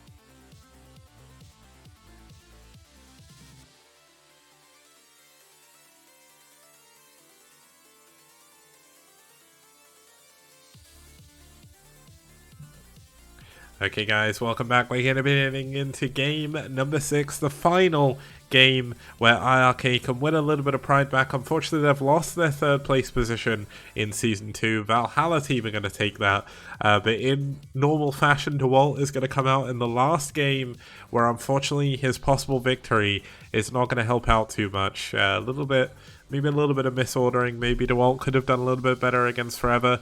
But DeWalt, I don't think he's played too much on Desperado, so maybe that's why he's not playing there. Did I say the? Did I cut out? Yeah. Maybe that's why he's not playing the... Oh, I must have cut out on Discord. I said that's why he's not played much on the map Desperado. But either way, DeWalt rank 4 in the STPL overall, 41 wins, 11 losses, which is a ridiculous amount of games played. 52 games overall, and in those he's got a 78% win rate. And against Zerg, he's got an 80% win rate over 15 games, which is crazy. Are you making that up, Kicks? Nope. What? That's 100% correct, and that is why whenever DeWalt falls in BSL, I'm like, I'm telling you guys, this guy is so good. Like, he always struggles in BSL for some reason, but he comes out in these best of ones, and he just demolishes people. Like, it doesn't matter who he's up against. Now, his opponent, oppositely, did incredibly well in BSL. Hasn't done as well. He's still over 50% win rate in CPL over 5 games, but Cross...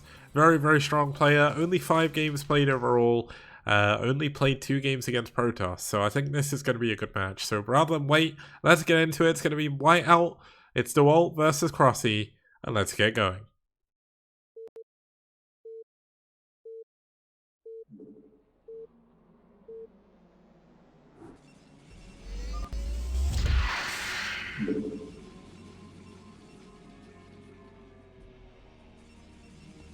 Okay, starting us off here in the 6 o'clock position, we do have the red Protoss player fighting for iRk. It's DeWalt from Russia. And his opponent in the red, from Canada, we promise, is Crossy, playing, of course, Protoss. Wait, what? Crossy's it's Cross. Wait, what? Yeah, Cross is Zerg in the top left. Oh, I had it on yellow because I thought it was up and down. I was like, wait, what? Okay, never mind. All right. Crossy's the blue Zerg. Yeah. Surprise. I was just testing you guys to make sure you're awake, which at 6:30 a.m. for me is questionable, as you may be able to tell. But don't worry, we've got a whole nother best of 7 after this. So look, we're all helping each other out today. That one should definitely wake you up, I'm hoping. SouL versus White, gonna be ridiculous now. DeWalt going for a pretty quick scout here, gonna pile on scout, most likely gonna go for a Forge fast expand. Doesn't surprise me too much, but this is a relatively rough position for Protoss to have to wall in against Zerg. So if there's one map that DeWalt's gonna struggle to defend early on, it's probably this one.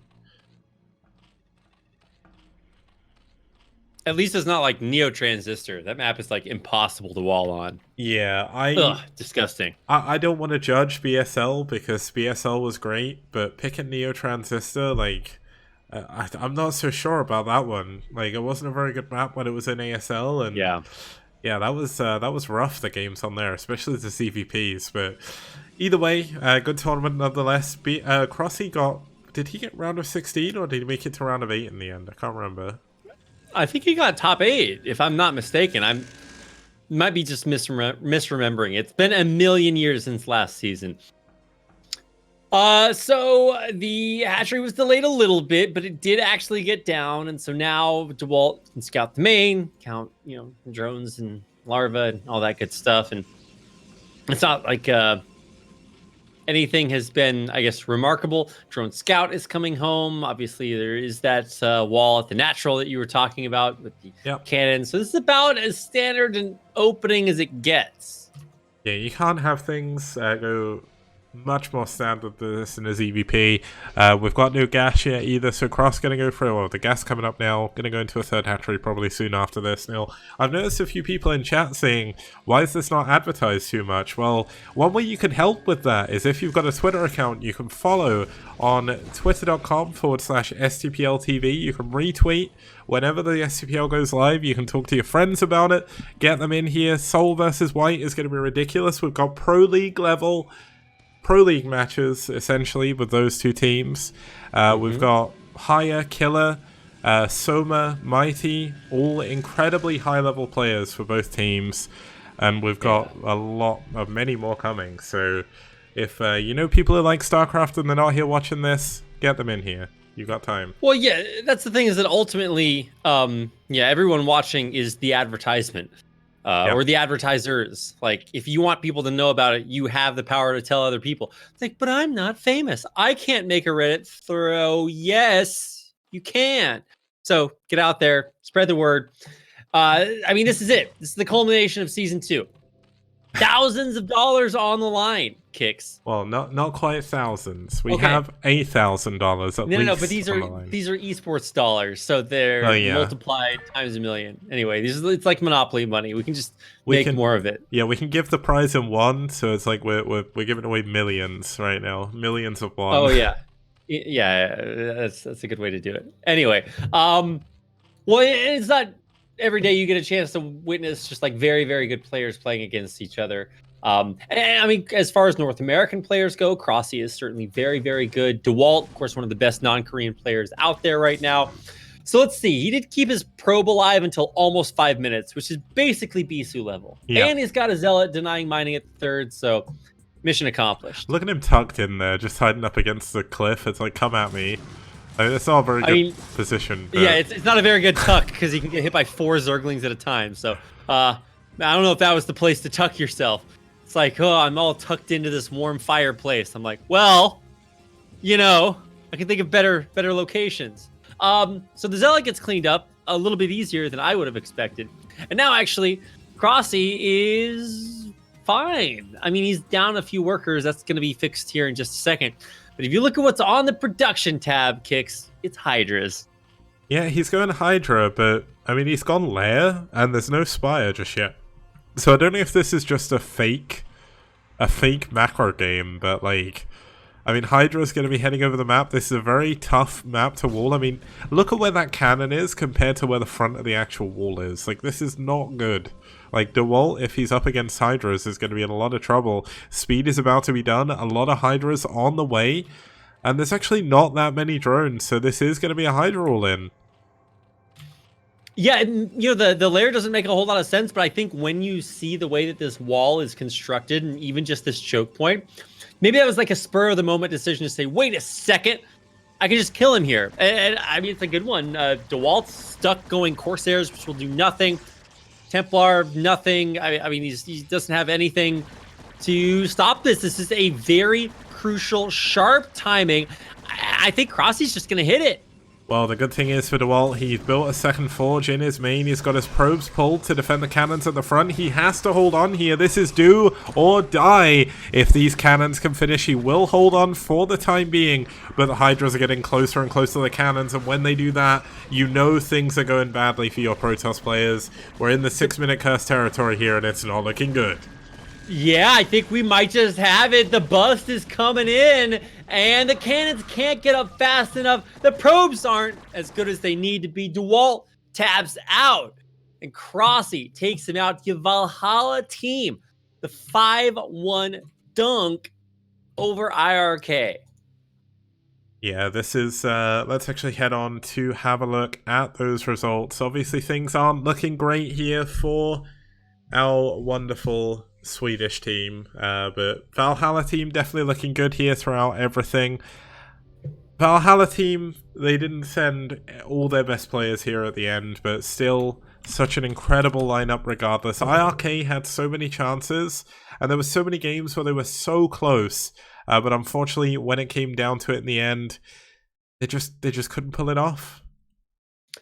Yeah, they did make top 4. So out of all the teams in STPL Season 2, they were one of the top 4. And I think that in and of itself is pretty impressive. But also to see Valhalla team, a team that was not in contention at all, basically, last season, really redouble their roster by merging with the Korean Wiko clan, and just absolutely incredible. But that is not to say that they were so incredible that they could make it to the grand finals, which we will have coming up next, which will be SouL versus White Clan. And kicks.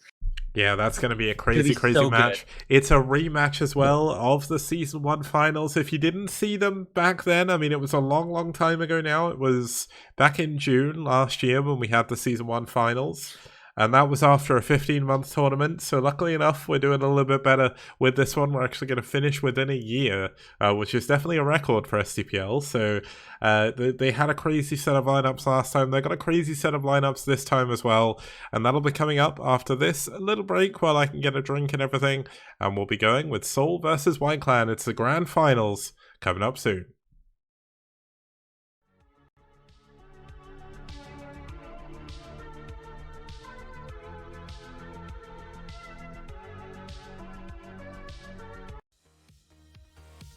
STPL does.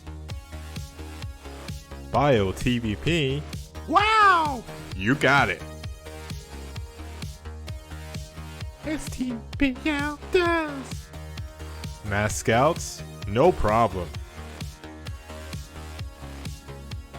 Broadcast 3 nights a week on Monday, Wednesday, and Friday, 2100 CEST.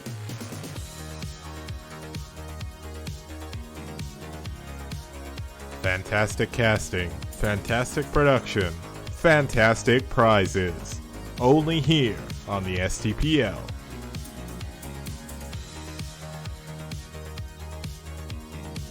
Did you know Reavers could be this radical? How did these lings even get here? All I know is that's one dead base. STPL does. Wraiths, Valkyries, Carriers, and Corsairs. Forget about it. You won't see that anywhere else. STPL does. STPL does. STPL does. STPL does. STPL does. DT's doing game-ending damage? Name a more iconic duo. We've even got carriers in PvZ. How amazing! A global team league on the scale you've never seen before.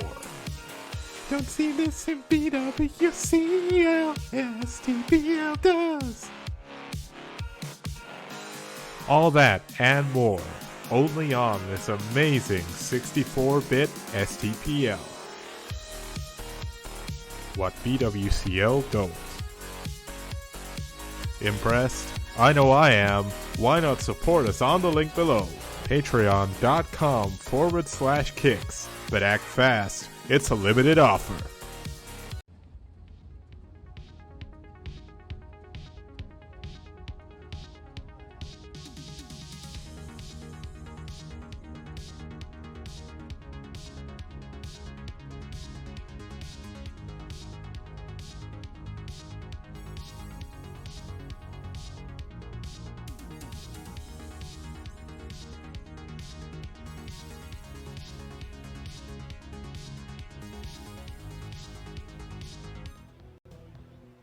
Outstanding. Rock and roll.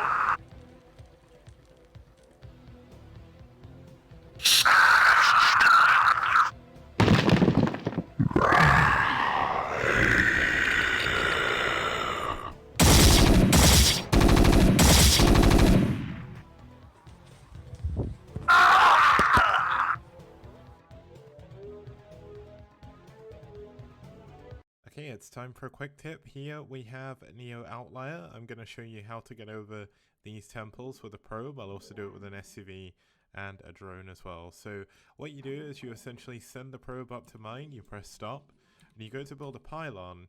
Now you build the pylon underneath you, so essentially it's going to push you, then you spam right click, and all of a sudden you are through. And here is the same trick with Terran.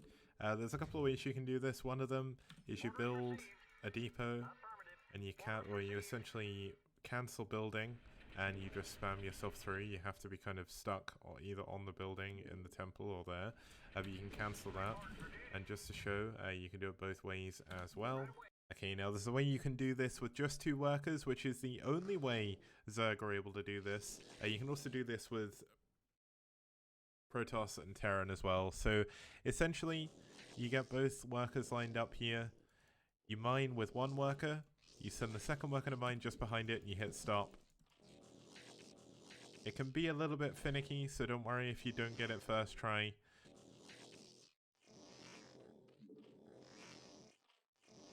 We got it.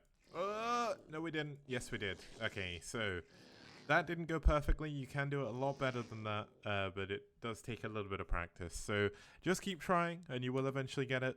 And you'll find it actually has quite a lot of uses in various different maps.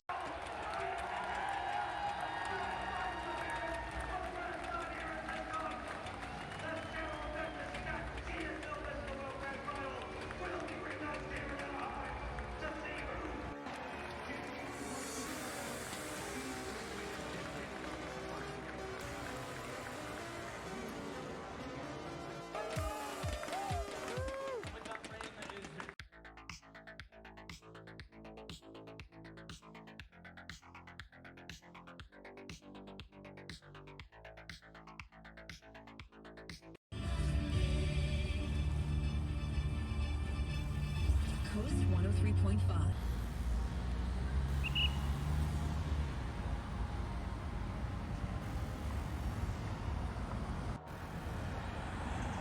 Okay guys, welcome back. We're here for the STPL Season 2 Grand Finals. It's been, I'd say, a long time coming, but compared to Season 1, it's not really been that long whatsoever, so not too bad. Well, it's been a long time coming for Season 2, and we're finally here at the Grand Finals.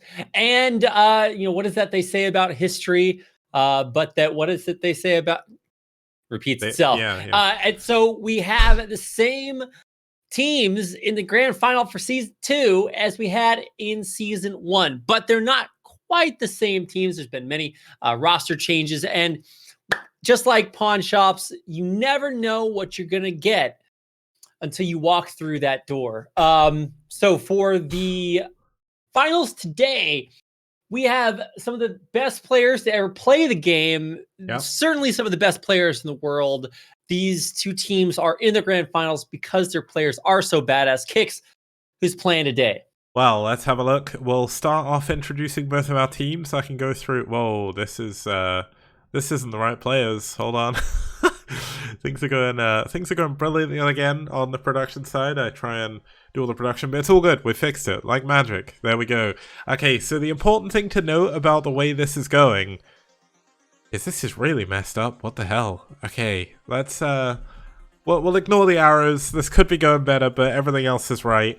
Essentially, we have some of the top amateur players currently in the world for SouL Gaming. We also have a round of 8 ASL player in Soma, which is absolutely ridiculous. Beast, I believe. Did Beast make it to the round of 8? I think he did, didn't he? In this season. ASL? Yeah. Where did Beast get to? No, he made it to... I'm not sure what you're thinking of. Okay, Beast must have made it to the round of 16 at the very least, I think. I think he got to the round of 16 anyway. But yeah, technically Beast and Soma count as amateurs, but I mean, they're some of the best players in the world right now, and Mighty as well. Very, very top amateur Korean. We've also got on their roster Scan, obviously the one, the only, and Perfume. Both of them doing incredibly well in STPL especially. Let's have a look at their opponents. Going to be the one, the only White Clan. Now White Clan, their first player is one of the top players in the STPL overall. He's had 24 wins to his name. It's Famasi. He's won his last 4 games. Killer is actually 1-for-1. Killer being Mini Jaedong, Baxter, Juno. Just trying to think of the other names he's played as, but there's been a lot of them. So if you're not quite sure who Killer is, he's the ex-Oz player. Really, really good. Well, Killer also, I think he name changed for this season of ASL as well, if I'm not mistaken, right? Yeah, Killer's done pretty well in the ASL before. I don't think he's Wait. Nobody name changed for this season, which is like the big... Oh yeah, he changed again. Yeah, what if anybody in chat remembers what Killer changed his name to again? It's still pretty hilarious. Anyway, he keeps trying to do that. We're still just gonna call him Killer because that's what he's most famously known by. It's weird to say that Yes Man has a better record than Haya. It's not technically true, but for STPL stats' sake, we also have Haya there, who is just one of the best Terrans ever. Like without one of the best Terrans ever, pro league god, best wraith control in the world. No matter how good Kogut is, this guy's a monster. He's so good, and the fact that we get a chance to see some of the best amateur players play as well as some of the best pro players play in the STPL finals is just pretty amazing. Yeah, now let's actually have a look at the players against each other. Mighty against Famasi is going to be game number 1. That's going to be a PVT. Then we're going to have a ZVZ between Soma against Killer. That's crazy given how good Killer's ZVZ used to be and how good Soma's is right now. Like, I don't want to spoil ASL, but if you missed his games today, go and watch them, like, right after this cast. They're on YouTube, I think. I don't think they've been taken down from there. So then we're going to have Zealot versus Yes Man. Ridiculous as well. We're going to have Beast versus Haya. That's a ZVT. Really, really good. PvP between Perfume and Stage. Stage is a little bit more unknown to me, but I think he used to be a better player back in the day.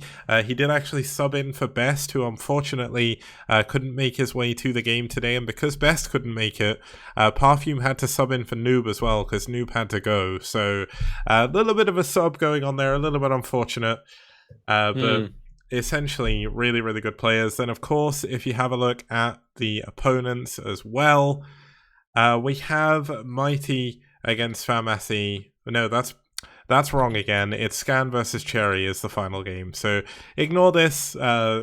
Production today has not been my forte, but it's all good. The games have been pretty good so far. And as Shad, as Rapid says, I don't live in Korea. Also, there's Tasteless and Artosis casting ASL. And I don't think they're looking for any other casters right now. And obviously, when one of them's gone, Rapid steps in and does an amazing job. So also, Nyokin lives out here now. So that's a good point. There's plenty of great talent in the world. Yeah, but Nyokin does League now. He's a sellout. That's it. Oh, that's right. Well, We'll see about that. Anyway, the game itself, or the games themselves, should actually be incredible. I don't know who to predict here. I would say that maybe SouL have like the higher highs, but I feel like the consistency of White Clan might just carry them through. Yeah, now when I was doing the predictions, I did some stuff on Twitter before the subs came out. One of the things I thought was that it was going to be a 4-3 win for White Clan. I'm just trying to find my predictions. Here we go. So I said my predictions, at least, were Mighty was going to beat FAMASI, SouL was going to beat Killer, Mind was going to beat Zealot, but Mind subbed out for Yes Man, so I'm not really sure how that's going to go, but I think Yes Man may still beat Zealot. I thought Higher was going to beat Beast. I thought Noob was going to lose to Best, which obviously we've got 2 subs, so I'm not too sure how that one's going to go. And then I thought Scan was going to beat Cherry. So I'm really, really not sure how this is going to go, but I thought it was going to go to a 4-3 win for White Clan, which would kind of mirror what happened last time. But Noob beat Best in the Ace match last time, so not sure how that's going to go this time, of course. Well, there's only one way to find out. Yep, now let's have a look at our first couple of players. Starting us off is going to be Mighty. He's only played 1 game in the STPL so far, but he is 1-0 up against everyone. He didn't play against Terran, though. He played against Oystein for iRk in the semi-finals, so doing pretty well in that game. We'll have to see how he goes against someone of FAMASI's caliber. By the way, Mighty's picture is amazing. That's actually a picture of me. Mighty just asked if he could borrow it.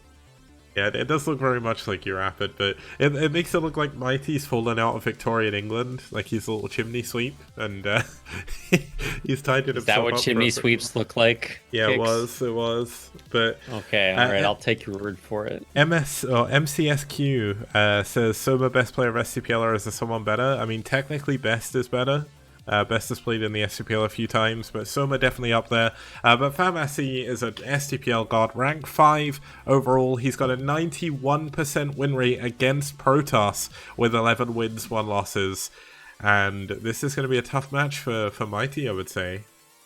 I would have given this guy 5 stars, but Kix only gave him 4 stars, so obviously he's got some room for improvement. He needs 1 more win to get his 5th star. And then... okay. Then after that, he gets a crown. High standards. You have to have 25 wins in his league in order for you to be a 5-star player. I'm like, damn, yeah. Okay, Kix. Anyway. It mirrors the old Pro League thing, so that's why.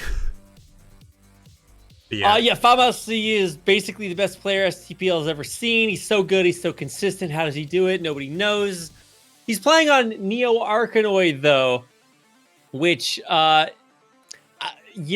I'll just say in PvT seems to be even. I can't speak to the actuality there.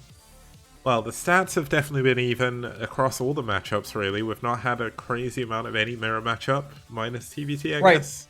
But see, here's the things about those stats. It's like the games, the results of the games have been even, but the games themselves have not been very even. So... it's hard to say that the map is balanced when things are so volatile back and forth. And maybe that just means it's unbalanced in both ways simultaneously, thus having perfect balance. But I don't think that's what perfect balance is, so sue me. Well, we've had a lot of incredibly close games throughout the STPL Season 2 here. Like, obviously, I've seen a lot more games than you have, just because I've casted everyone, because I'm crazy like that. But, like...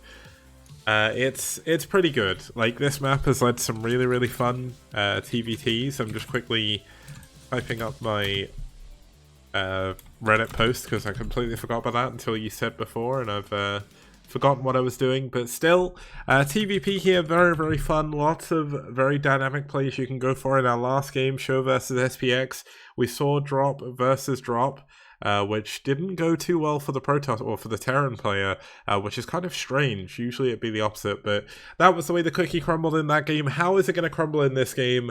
I have no idea. Let's find out as we get into game number 1. It's Mighty versus FAMASI.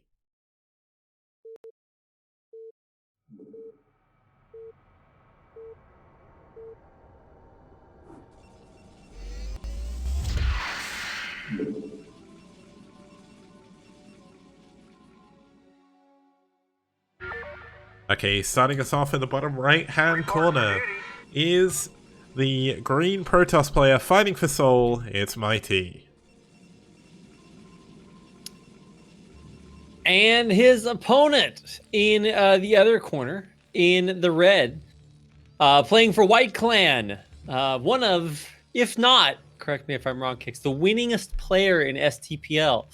Definitely one of them.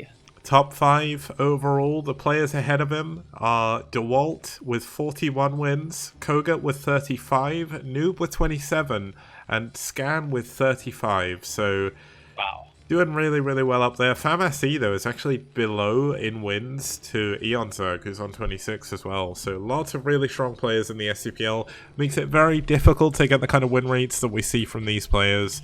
And I'm kind of excited to see how Mighty is actually going to do. Because, yes, Mighty's one of the top Korean amateurs.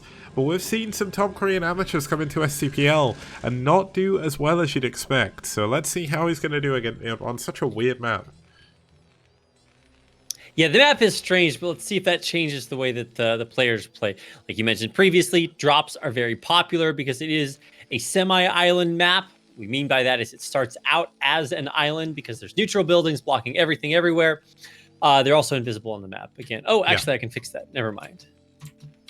Yeah, we'll do red versus blue. This is that top versus bottom bug I mentioned. I actually told them about this a while ago, so a little bit unfortunate it's still not fixed, but... Yeah, we can see it as red versus blue. So, yeah, there's just neutral buildings blocking everywhere. So there's a couple ways that you can handle this. One, you can try to bust through the neutral buildings really, really quickly and then head across the map. And if you look, Kix, there are not one, but 2 barracks being built. So perhaps that indicates the style of play. This is Bio versus Protoss. Now, I'm just going to say, has anyone checked for Radley's hotkeys? Is this Radley? This is so strange. Like, going for 2 racks like this when you don't know where your opponent is, it's so risky. Like, this is the most all-in of all all-ins you could possibly do as Terran on this map against Protoss. Like, if you don't go in and kill the Protoss player immediately, they are guaranteed to have Reavers here. You will die. So, I mean... So, what I was thinking is, I was like, okay, well, I think BBS is the most all-in, but obviously, like, you can't really BBS on this map. I mean, like, I guess technically, like, no. It's just not even a thing. So, I mean, one thing for Marines is they break through things. The DPS is pretty high, so you're going to be able to break through these neutral buildings pretty quickly. And I think the philosophy here is the same reason that Zerg players will go for early rushes, even though it doesn't look like it's good. It is good because it doesn't look like it's good. So, you know, let that one sink in real fast. Because this is a very cool way to play on, like I said, a semi-island map where usually a lot of players play like this is no rush 20. So I think Mighty might just be able to catch, or FamSE might be able to catch Mighty off guard. Because this guy has 1 Dragoon. Okay, Kix. Yeah, but the trouble is he has to go the right way. If he breaks the wrong base, it's a game over. Like, there's going to be a Reaver by the time he can get there, but... How does he know? Wait a second, is he going for the right one? Oh my god, if he goes... Yeah, he's just going for it. He's going to... This is basically... No, this is so stupid. You can't know. In Tastosis terms, this is a gamble, right? This is like the most ultimate gamble of all time. If you go the wrong way, as I said, it's game over. Like... Oh, okay, so he's going to break through 1, and then he's going to send an SCV and bug it over the temples to try and see if his opponent's there. Watch, yeah, he's going to build the depot. Oh my god, he's actually going to see... Okay, so Mighty knows someone's coming, he just doesn't know what it is, and FamSE didn't see the Zealot attack, but there we go, he knows. He knows where his opponent is, but how do you break this? He saw the Dragoon. And the support base on the way. Like, how? Yeah, so he saw the Dragoon, so he knows which direction he needs to go. But, yeah, I don't think he's going to be there in time.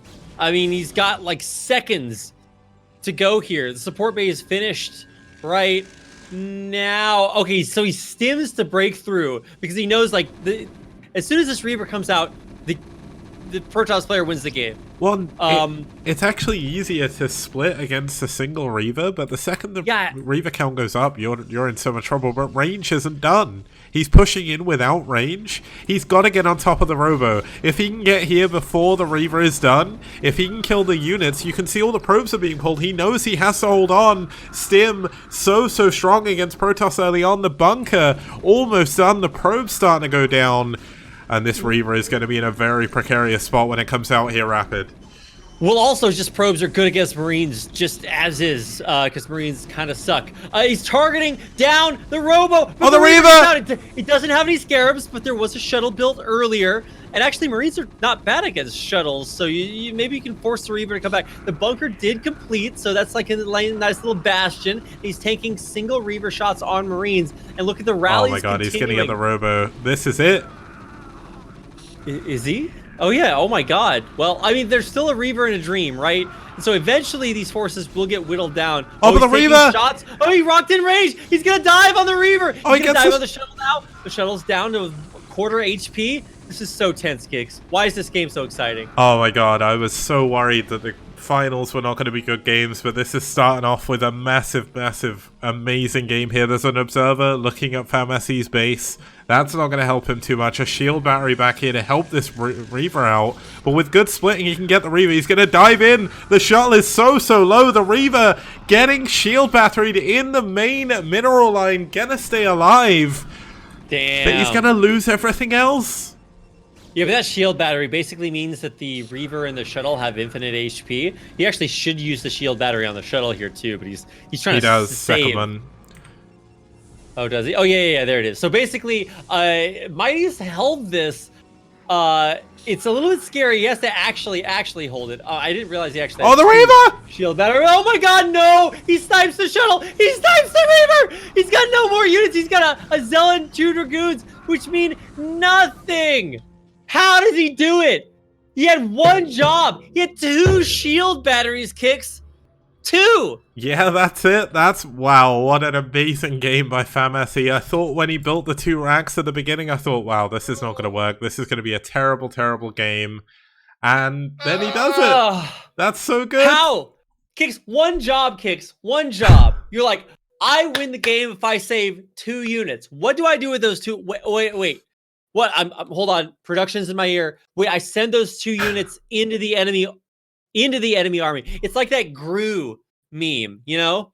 Where Gru's like, first I do this thing, and then I do this thing, and then I send them into the army, and then I sent them into the army. Wait. Yeah, that's good. That was a really good game number 1. And you know what game number 2 is? It's a ZVZ, which may be another quick game, but it's Killer versus Soma. That's crazy. What the hell? This is going to be such a good finals. We're starting off so well here. And we'll be going into game number 2 in just a second. See you guys soon.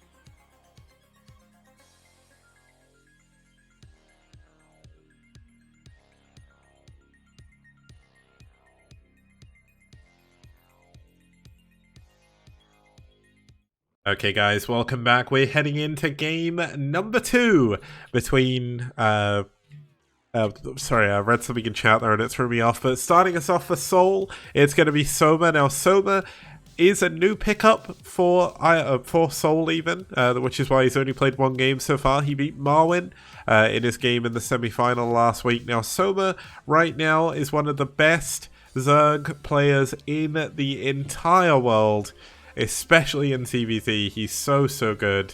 And Custom Use, Fuji got sent it by the ESL people for the SouL website. So at least I think he got it from the ESL people, or maybe Soma sent it to him. But either way, really sick profile picture with that really cool like gun pose with his fingers. Like, that's awesome. But his opponent for White Clan is going to be Killer. Killer maybe not doing as well recently, but as you can see, he won one of the SSLs a while ago, like 2015 I think it was. And he's won, like, back in the day, he was one of the best Zerg players ever. Like, he was mini Jaedong, and I think that's part of the reason why he's tried to get away from the Killer username. Because, essentially, like, Killer is a hard name to, like, live up to. Especially when you're not doing as well. Yeah, Killer's had some ups and downs. I would never consider him, like, one of the top pro players, but he's a pro player. So that just means he's one of the top players just objectively. That means that, like, nobody watching or listening at all, like maybe Flash is tuning in right now. Okay, you're grandfathered out, but basically nobody can beat this guy, except for the players who are playing in this tournament. Like, just if you just never bet against Soma, you'll probably be okay. And actually, to be fair, Soma's debut in, was it KSL or ASL? I forget. He sucked. He was just really nervous on stage. He had the game won like 2-3 times, and he just threw it away. So nerves happen to the best of us, but now Soma is the truth. Definitely go watch his ASL games. No spoilers, but he's so good. So Killer, even though he is a tried and true pedigreed pro player, is still going to have his hands full because it doesn't get much better than Soma when it comes to Zerg or ZVZ right now. Yeah, now the interesting thing is, just one final thing to point out at the stats here. The last player that Killer played against was one of the other top Zerg amateur players in Korea, and he beat him. It was Angel, Chonsa, I think it's Chonsa, isn't it? Or Chonsu, I can't remember. I think it's Chonsa, but essentially he beat him in a ZVZ on this very map. So we're going to be heading in to Neo Outlier. There's been quite a lot of ZVZs here, which doesn't surprise me. Killer did win on this map as well, which is obviously a very good stat to have. And on this map itself as well, Chonsa, who Killer beat Zealot. So kind of like a weird like win triangle here, but I mean, this is Soma, this isn't Chonsa, and Soma's a boss. Yeah. Well, I mean, I guess they are both in their own right. Yeah. Either way, this is going to be a ZVC, so it has the potential to be really short but sweet. So let's get into it and see which one of those things it is. Yeah.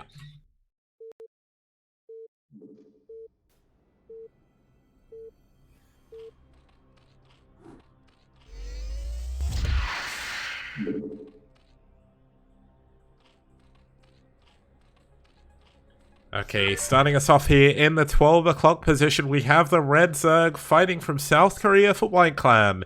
It's Killer, aka Juno. And his opponent in the bottom left-hand corner of the map, one of the best amateur players in the world right now from South Korea, playing for SouL. It's Soma.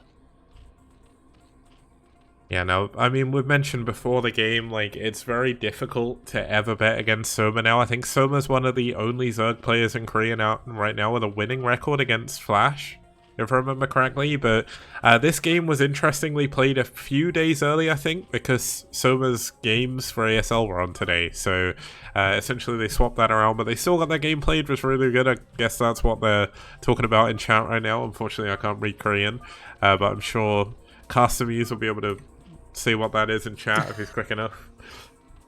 Well, regardless, both these players, sick badasses. It's CVC, so you can kind of bypass a lot of the significant features of the map. The most important thing about this map are the base locations, because when you want to expand around the edges, that makes it very far away from your main base. So you get a main, you get a natural, and that's about it.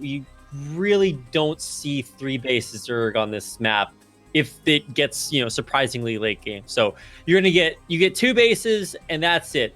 Or if your killer, okay, I wasn't sure if he was going to Expo, but he actually went with was that 12 hatch? Yeah, so it's 12 hatch versus, what is that, 10? 11 is hatch. that 9 or? I think it's 11 hatch, yeah. Okay, because if it was 10 hatch, then we got to hold on for a second. But pool just now placed, actually, for Soma. Yeah, Soma's pool is still ahead of Killer's, though. Now, just to point out, Soma unfortunately did play on a barcode ID, which is why you probably don't know who Soma is, but Soma's playing on his barcode account. Killer obviously playing on his main account now, which is Juno. It's just we refer to him as Killer because everyone outside of Korea probably knows him as that more. The only other name you may remember him by is probably Baxter, but he didn't really have that name for very long. But looking at how things are at the moment, we've got both players completely even on the drone count. The building timing obviously slightly different, but I'm not really too sure how this is going to play into things too much. You're not sure how what is going to play into things too much. The building timing, because... Yeah, I mean, look, if Cadenzi's still in chat, then she can talk about how actually the 1 second delay on this one thing means it's a complete build order loss and the game's already over. But for us mere mortals who like an air of suspense in our willful ignorance, you're right. I don't think it's going to drastically change the outcome of this. They both have all of the same buildings. That's my analysis, Kicks. Yeah, well, one of the funny things I just thought about, because Artosis brought this up earlier, like, whenever Zerg players play, they always struggle, and it makes me realize there's not actually many well, there's Zero, actually, but in terms of, like, active casters, like, Zero's kind of taken a step back to producing, you don't really see too many English Zerg casters anymore, unless you count Doc Holiday, but he's barely a Zerg player. He knows how to ling all Yeah, day. we don't really count Doc Holiday. He's what we like to call a tournament organizer. So yeah, there's not too many tournament organizers that cast anymore, are there, Kicks? Yeah, not many. Only 2 of us. Even Jaeyoon cut out. He's too busy being a married man, but... No, Sham 2 does it too. Oh yeah, Sham too. Okay. And that's it. Anyway. Yeah. Spires for both players exactly the same time. Soma though. Soma's up 3 drones. What is this? Explain this to now. me, Kicks. I just don't understand, like how does math work? How did, like...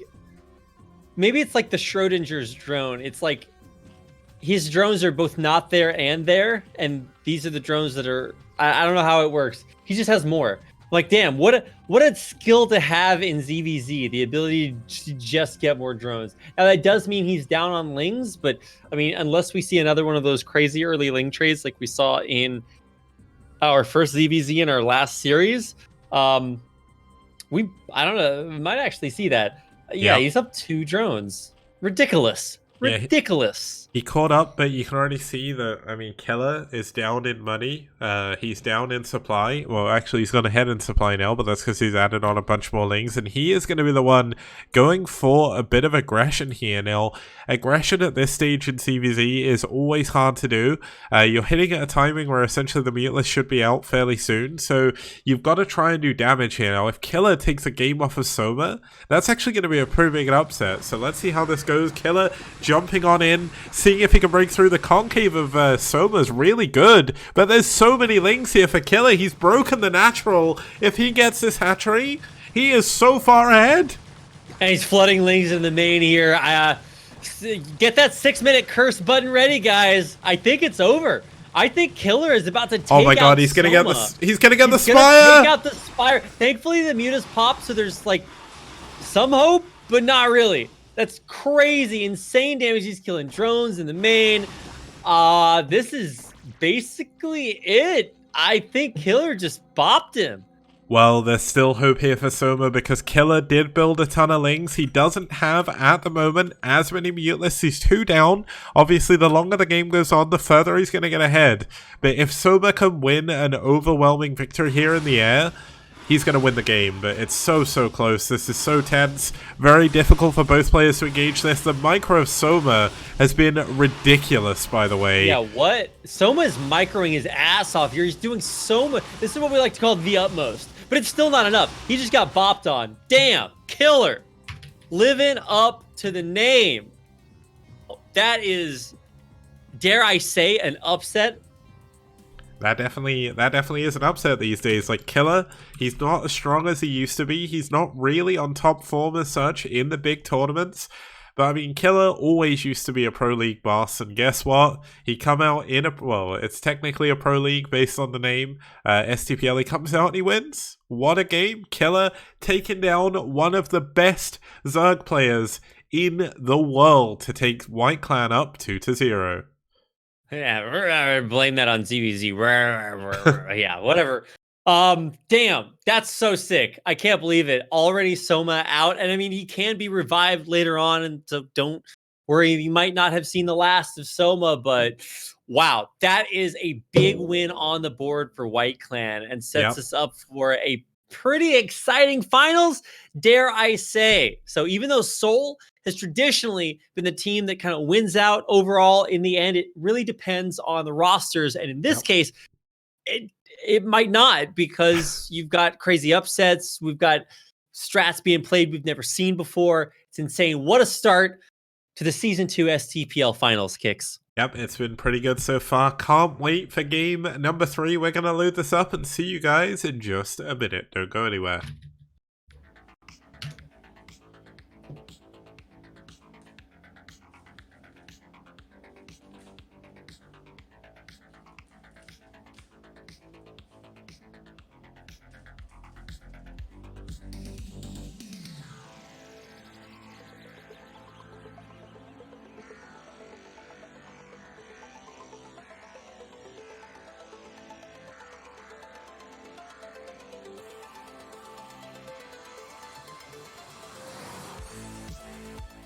And people like Kix, for example, who has an encyclopedic knowledge of every map that's ever been released on StarCraft. And he's a map man! Skibby-dibby-dibby on do-do-do. Skibby-don-do-do-do. Skibby-dibby-dibby-don do-do-do. He's a map man! Ba-da-ba-da-ba-dee-da-ba-ba-da-bo. Ba-ba-ba-da-bo. Bee-da-ba-ba-da-bo. Ba-ba-ba-da-bo. Everybody plays one way or the other, so check out my message to you. As a matter of fact, I don't let nothing hold you back. If Kix can do it, so can you. Gooba-dooba-dooba-dee-da-ba-ba-da-bo. Ba-ba-ba-da-bo. Please don't listen to him for maps. Yeah.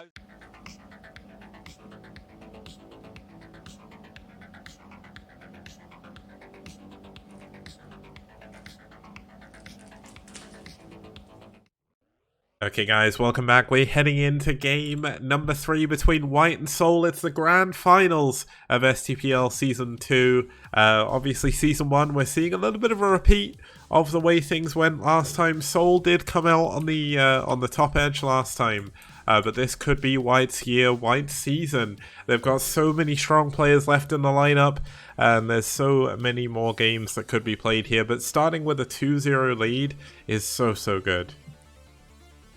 Yeah, and considering the way that this 2-0's happened, I mean, I don't think anybody really could have predicted this. Usually SouL we give a slight edge to.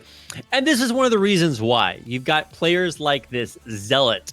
Zealot is absolutely one of the best amateur players out there as far as up-and-comers are concerned. His elo here is like an STPL elo. This guy's been rank 1 before. I want to say, yeah, he has been rank 1 before.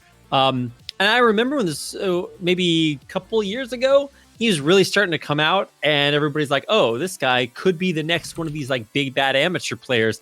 And I think he's suitably living up to the hype. This guy's got crazy good stats. His win percent versus Terrans is 100%. Sure, it's only 3 games, but look, don't get all Mensa honest. It's 100%. I can do that math. And it's, I mean, who do you predict this guy to lose to? Just not that many players out there. Yeah, it's going to be tough, but his opponent would have been Mind, but Mind had to step out last minute, so Yes Man pulled his way in. Now, Yes Man is actually one of the top players in the STPL, within the top 20, higher than Forever and Last from the last season. 2 stars. Yeah, 2 stars, 2-star player with his 13 wins here. 1 star is 5 wins, just in case you don't know, a crown is 30 wins. So that's one thing to look out for. But YesMan in his last 7 games, or last 10 games, sorry, has won 7 of them. He's only lost against Terra, True Touch, and DeWalt, which is kind of crazy. He beat Bonneth and players like that. But this is going to be a TVZ. We've not seen too much of that from YesMan. He usually ends up with TVP and TBT. So looking forward to seeing how he's going to do here on this map. It's new Tornado. New Tornado in terms of TVZ, yes. It's been, well, it's actually been Zerg favored, so it's not often you can say that for a map, but we had one of the coolest games I think I've ever casted, ever, in Mind vs. Action in the last series. I don't know if you remember that in the semi-final, but it went on for like 35 minutes or something crazy. Yeah, absolutely. One of the best games of the playoffs for sure, or I guess the season, but these games today have actually lived up to the hype, I think. Players are coming to play in the grand finals with thousands of won on the line. Yeah, it doesn't get much better than this. So without further ado, I think we can go ahead and I guess start on up our third match of the STPL Season 2 Grand Finals. It's on Neo Tornado. So Yep. Let's do it. Let's go.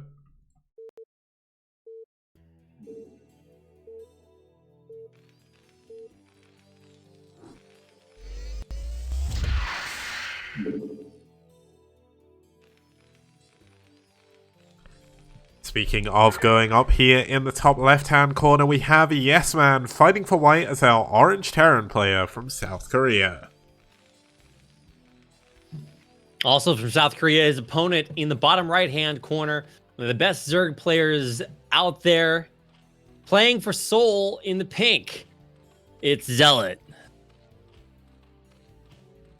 Now, Zealot, definitely one of the more aggressive, I'd say he's probably the most aggressive Korean amateur Zerg right now. Like, Chauncey's pretty good, but he plays relatively standard. Soma just plays super strong in general. With Zealot, you never know what he's going to do. He's got so many possible builds. I really like, I don't know if you've ever seen ARNC play, or Arnak. He's super, super good. So... yeah, don't worry about it. Yeah, so there are a lot of amateur. I mean, Beast was one of the. I guess you could consider him an amateur, but he's killing it now. Whatever.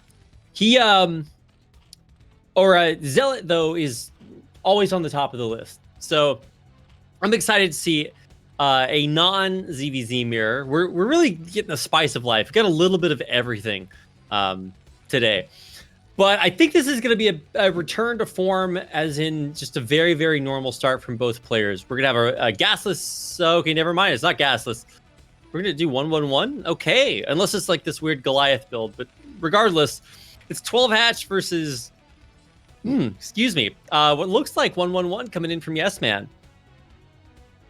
Yeah, and speaking of killer before, looks like I just had a killer cough, and I couldn't really cast there, so thanks for covering for me. It's all good.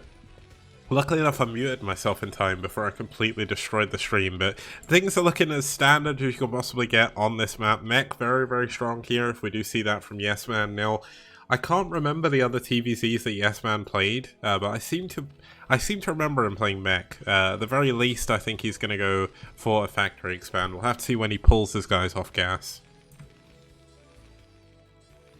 Yeah, I mean, okay. Just keeping one on there. But I think that on the other side, the scouting information or timing is going to be pretty important, because we double failed on scouts for Zealot, so he's going to get the latest possible understanding of what's happening, and actually has his scout denied because it's so late. Yep, nicely done by YesMan. Good micro to block that Zerg drone from going in. Luckily enough for Zealot there, he didn't lose it. But YesMan going to be building his command center relatively soon. Did pull off of gas, and YesMan's going to get a full scout pretty much. Yeah, kind of. Man, this is that thing. It's so hard as Zerg. How do you scout kicks? Look at the Terran player. He just runs the SCV in and sees everything. Zerg player, did the Zerg player get the scout? No.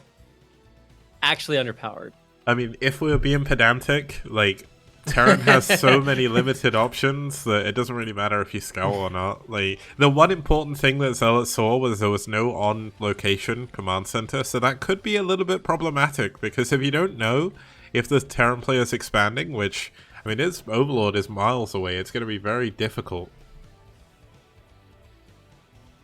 Yeah, I mean, what if he just scans? Won't that allow the Zerg? Oh, he can't. Oh, he can't. No, never mind. Anyway, pop goes the Zergling. That gets taken out, but it sees that there's a command center on the way, so that's basically mission accomplished for that little Zergling that could. And sees the Vulture timing. It's not gonna do anything. There's a sunken at the natural, as there should be. So both players really kind of feeling each other out, but no real advantages just yet. Yeah, now it looks like Yes Man is getting ready to build a second factory. Armory is coming in. So it is going to be a Goliath opener, most likely just 2-fact Goliath to start with. Does have the option of going for a 5-fact push, but given the fact they are in cross positions, it's a very, very long walk path for Goliaths, especially when they have to go up and down ramps. Like, you don't want to be pushing that way as Terran. It's not going to go your way. They're going to be glitching out all over the place, but Yes Man just putting a little bit of pressure on with his Vulture. He's not really doing anything. Like, yes, you're taking single bits of health pretty much off a hatchery. That doesn't really matter in the long term, but it just it keeps Zealot honest, because Zealot can't be sure whether or not there's speed on that Vulture. He doesn't know if he needs to worry about speed, and that's why we're going to see a Hydralisk Zen and Spire coming in to wall this off. Yeah, and if Zealot falls asleep, the Vulture will eventually kill that hatchery. So you always have that to look forward to. But it is cool to see this be that Goliath style. I think this has been obviously very popularized recently. I still remember that back in the day, you could just build 5-fact Goliath versus Zerg and just move across the map. And, fond memories, gone but not forgotten. But either way, it is actually pretty difficult to play Goliath versus 2-hatch, because Goliaths are just not mobile at all. So you have to make some really smart decisions about where to put them, because if they're out of position, it doesn't matter that Charon Boosters lets them shoot for half the map if they're half the map away. Yeah, and the other thing is the main is actually, or the main mineral line at the very least, is actually quite far away from the natural mineral line. Now, you can see Yes Man building a turret underneath a barracks. This is a really, really cool play to be able to build that without getting the SCV sniped. And it makes it very annoying to try and attack. So we're going to see Zealot probably ignore that. But Zealot's Muta control is some of the best in Korea. So doesn't matter how many Goliaths you have, when you're up against really, really good Muta micro, it doesn't matter how far your Goliaths shoot. Although that was a little bit messy, missing a load of shots there. Yeah, but I think more importantly, he's kind of kept all the Goliaths in the main. Any Zerg player just wants no Terran player to be thinking about moving out right now. So obviously, if you're bio, you're probably thinking about it. But is he going to catch the Vulture? He does get the Vulture. Nice. Yeah, pretty good job. Looks like we are going to have a Yes Man going up to at least a 3rd factory. Now, when you go mech, there's a few options you can go for. If you stick on 3-fact, you can expand a little bit easier. You can go up to 5-fact to push. And 4-fact is kind of like the happy medium, kind of like a kind of like an overpool, I guess. But okay. Looks like using that building to... I can't even click the turret. Wait, how is he targeting that under the... Oh, okay, wow, that's really good. Attack move in the ground, because essentially you don't have to attack move the turret, but where there's so little else around it, doesn't really matter. But here we go, looks like the Muta's going to come in, see if they can do some damage. Not going to find any kills in the mineral line, but look at the amount of Hydras coming up the back into the natural here. This is going to be a tough moment here from Yes Man. He's going to need all of his Goliaths at the front. He has to defend his main mineral line. Yeah, you can't defend everywhere at once, and this is one of the big weaknesses. Is Goliaths are just not that good against Hydras. If you can get some siege tanks out, obviously they do pretty well. Diving the bunker, no repair. It gets taken out. The Marines target it down, and now there's only one tank and siege boat and SCVs to buffer. I mean, like I said, that siege tank is pretty good against these pesky Hydras, but keep in mind you've also got the Mutas at the same time who have not been dealt with. Yeah, this is definitely not looking good for Yes Man. He does hold on for the moment. We're going to have a turret at the front, going to help tank some of those Hydra shots. But here we go. Looks like the Mia's going to dive entirely on top of that tank, going to take the tank down. And now you have Goliaths against Hydras, which for the most part is usually pretty good. But the Mia is actually going a lot of them down to the turrets. This is still looking a little bit dicey. This isn't all in, of course, by Zealot. Yeah, that's a good thing to point out, Kicks. This is an all-in. His opponent has an extra base, ton of workers, and even just targeting down these workers. He's got 10 more workers than you, and these siege tanks are just MVPs, but he can't actually repair the siege tank. Did I just see a unit being repaired die, Kicks? Can they do that? They can. There wasn't nearly enough SCVs repairing it. There was the tank on the high ground as well, helping out, but Zealot has lost a ton of units throughout the course of this game so far. He does have his third hatchery up. He's going to send a drone out to take a third base. So things are going to normalize a little bit. Yes Man has taken enough damage that he can't counterattack for the time being. And he is going to tech up. He's going to a starport, +1 attack, just finishing now. So that's going to make it even harder for Zealot to push in. But you can already see that Yes Man is pretty much getting ready to just turtle up to 3 bases. So Zealot, now is the time to expand. Now is his chance to macro up behind what he just did. Yeah, Zealot actually has 1,300 gas. I mean, no Zerg player who's not like going for ultras needs 1,300 gas. But I mean, we are teching up. There's a Queen's Nest on the way and even more hatcheries expoing down to the 6 o'clock. And what is Yes Man going to do about it? He's been kind of, he's on track to be ahead if he can just stay alive. But I think Zealot might leverage his opponent's passivity, whatever, hesitation, to try to slingshot ahead by teching up to Hive. Yeah, now there's been a lone drone attacking the sunken colony for a very long time. Looks like the Mu's finally going to help out, going to open up a path back into the main base for these drones. I think somehow this is actually drone tight. I didn't think that was possible, but it looks like it was because he had to kill the sunken. Looks like Vulture's going to be moving out onto the map. The Hydra going to go down at the front. Now speed isn't done for the Vultures just yet, just about to kick in. And killing that sunken has got to be the anti-timing, because if Yes Man can get in right now, right this second, he is going to do a ton of damage. And that would be very, very unfortunate for Zealot right now. Ugh, Yes Man's scouting the wrong base, so he misses the drone transfer timing, which would have been heartbreaking for a Zealot if he could have caught that, as he is still down about 8 workers or so. The other Vultures will actually find... Actually, no, they're not going to find that base there. Wow. Yep. Okay, so, yeah, Vultures suck, dude. They can't even find bases to kill drones at. Yeah, it's really unfortunate. The one exciting thing for me is we are going to have Queens coming in. I think, if I remember correctly, this is Queen Energy, the upgrade. Gamete Meiosis, sure is. Yeah, so we are going to see that. Now, finally, the Vultures do get through, and they're going to get 2, 3, 4 drones, whatever. Actually, wow, they do get the 4th one. Yeah, nice. Good call. I didn't even see the first 2 die, so... Yeah, I mean, I didn't... How did Vultures even move there? I looked there across the map, I look again... And they're killing drones. How does it work? So they do get down there and take out quite a few drones. So Zealot still needs to think about his economy, but especially with this Queen Energy coming through, he does want to start thinking about the rest of the game as well. Is Queens the way to go here? I don't know. Man, it's just so hard to find games where you can point to the Queen as the reason you won the game. It's like, oh, yep, that's the reason. It's like, well, a lot of times, I mean, sure, it's free real estate when you just spawn broodling things for free, but it's such a huge investment that a lot of times it feels like players either lose the queens or really don't recoup that value. Now, one underutilized thing the Queen has is Infest. Like, I saw Scan explaining why this was. Apparently, a lot of Korean players see it very BM to infest a command center, but... realistically, like, infesting a command center is great. You take 400 minerals away from your opponent, you ensure they can't save it and then repair it, which I've seen so many times.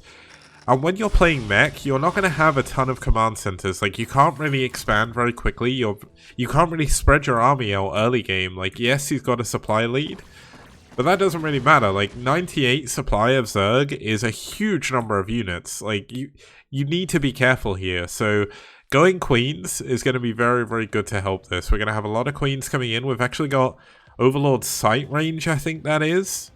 Yep. It's antenna, right? Yeah.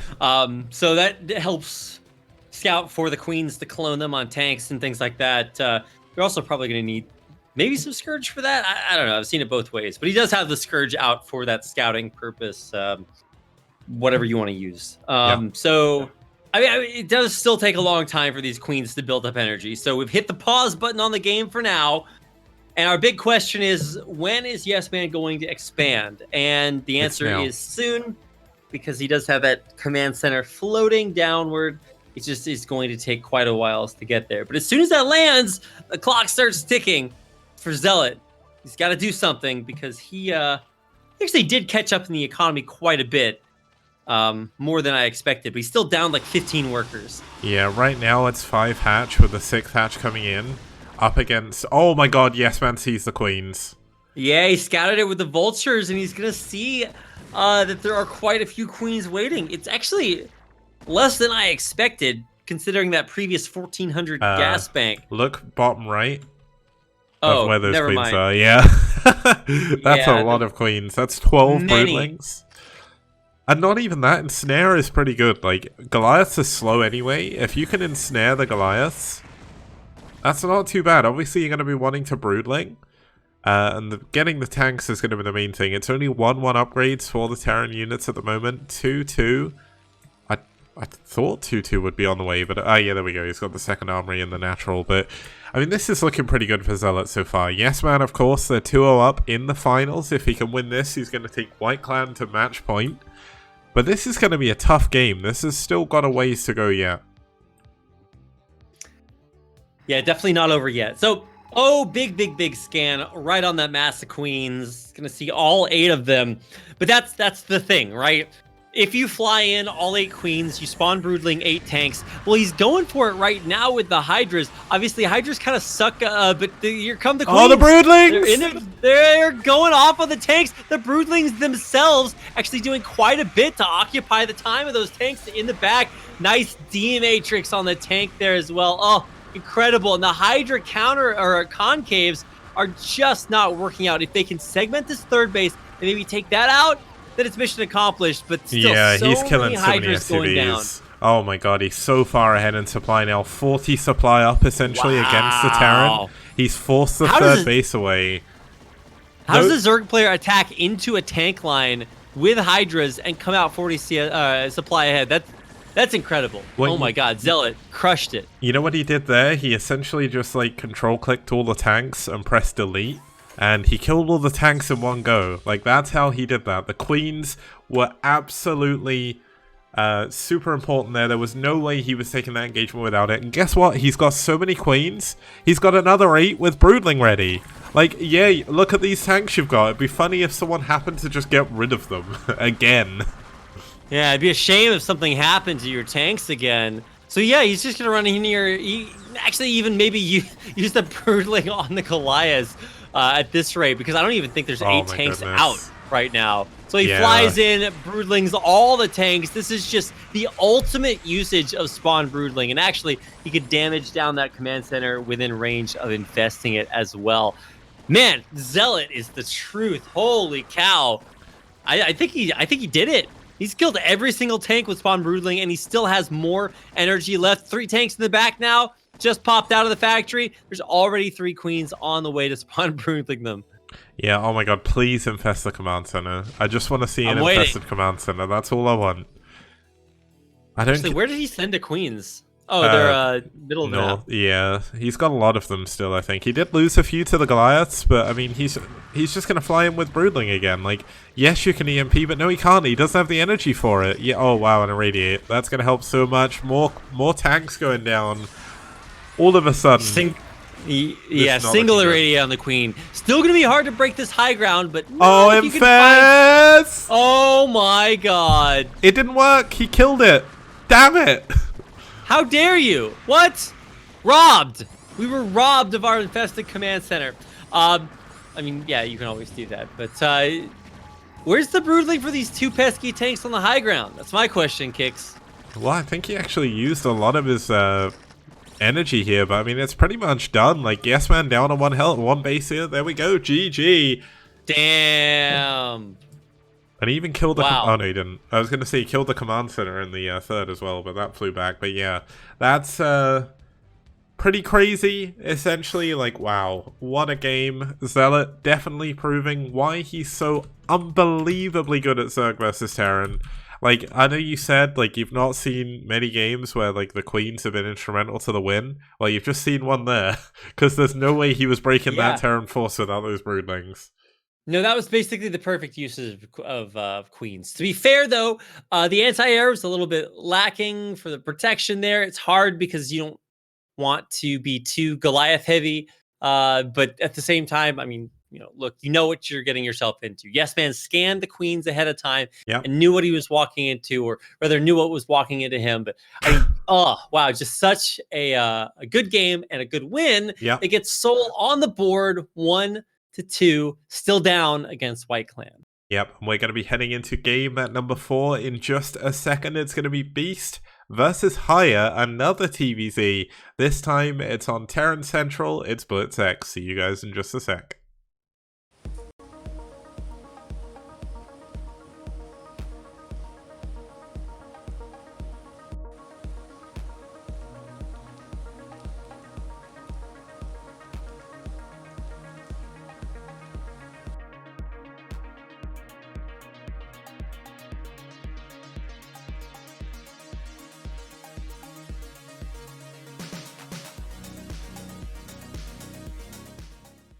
Toss a coin to your content creators, oh Valley of Plenty, oh Valley of Plenty, oh. Toss a coin to your content creators, a friend of humanity.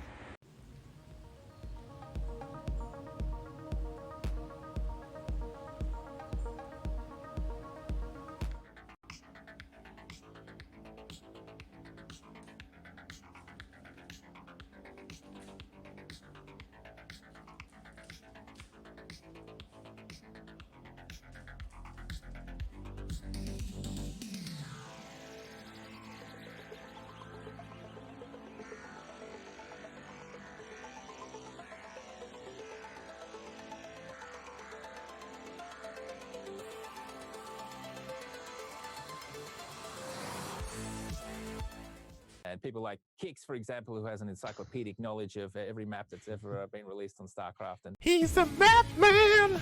Skibidi on did it. Skibidi on did it. Skibidi on did it. He's a map man! Ba-da-ba-da-ba-dee da-ba-ba-da-boop. Ba-ba-ba-da-boop. Bee-da-ba-ba-da-boop. Ba-ba-ba-da-boop. Everybody plays one way or the other, so check out my message to you. As a matter of fact, I don't let nothing hold you back. If Kicks can do it, so can you. Gooba-dooba-dooba-dee-da-ba-ba-da-boop, ba-ba-ba-da-boop. Please don't listen to him for maps. Yeah.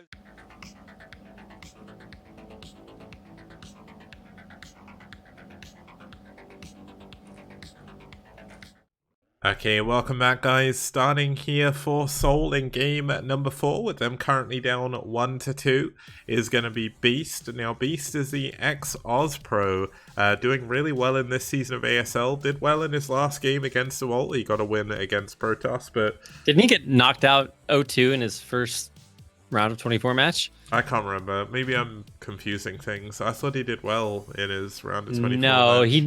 He qualified, but he never won a game in ASL and lost in his first round of 24 group.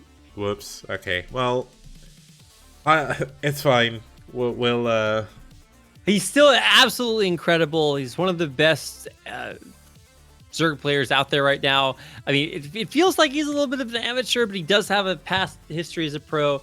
And he's really, really good at drone rushing in ZVZ. Yeah. Oh, wow. Yeah, he sent the drones to build the sunken, didn't he? And then the drone died. But either way, is going to be a ZVT. His opponent is going to be the one, the only, his ex-teammate, actually. It's going to be Haya. Now, Haya and Killer were the two, like, well, Haya, Killer, and Jaedong, of course, were, like, the three main pillars of Oz back in Pro League. Beast was kind of a B-teamer, I think. That's why we kind of class him more as an amateur now, but he is technically an ex-pro. But, I mean, Haya... I'm going to use this phrase you use a lot. He's the truth. Like, his TVZ is so damn good. And also, that being said, he only knows one way to play TVZ. So, he just makes raids. Just like lots of raids.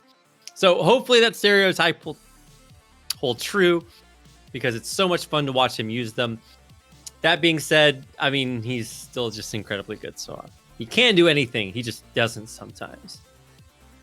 Yeah, now the weird thing is, a couple of the player photos haven't loaded here, so for next time we'll sort that out. But either way, let's have a look at our next map. It is going to be, as I called it before, Terran Central. Like, the reason why I call it Terran Central is we've had 14 TVTs here. TVP is 15-7 in favor of Terran. Of course, this is going to be a TVZ where Terran have also been doing pretty well for 2 in favor of Terran there.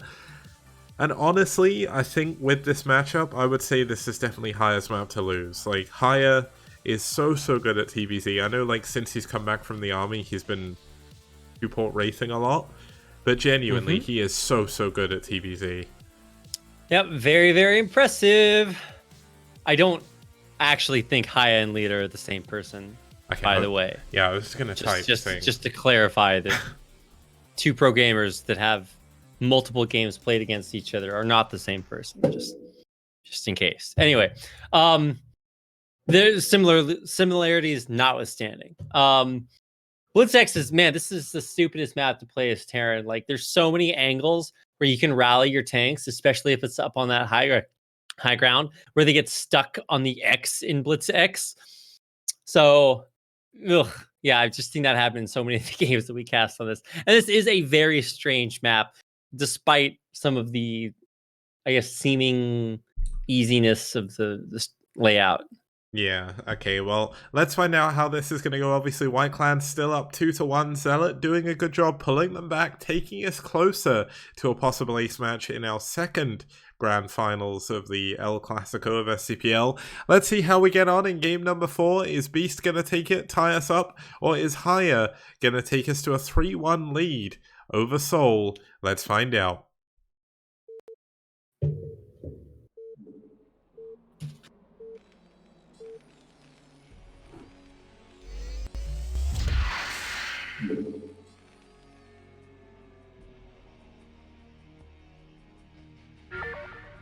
Okay, we lost my voice there. Starting us off here in the top left-hand corner is going to be our pink Terran player fighting for White Clan. It's Haya. That's right, and his opponent in the upper right in the blue, playing Zerg for SouL, it is Beast. And let's see what build Beast wants to do here. I could absolutely see something like super aggressive, but probably we're just going to see a standard 2-ads muta. I mean, why would you do anything else?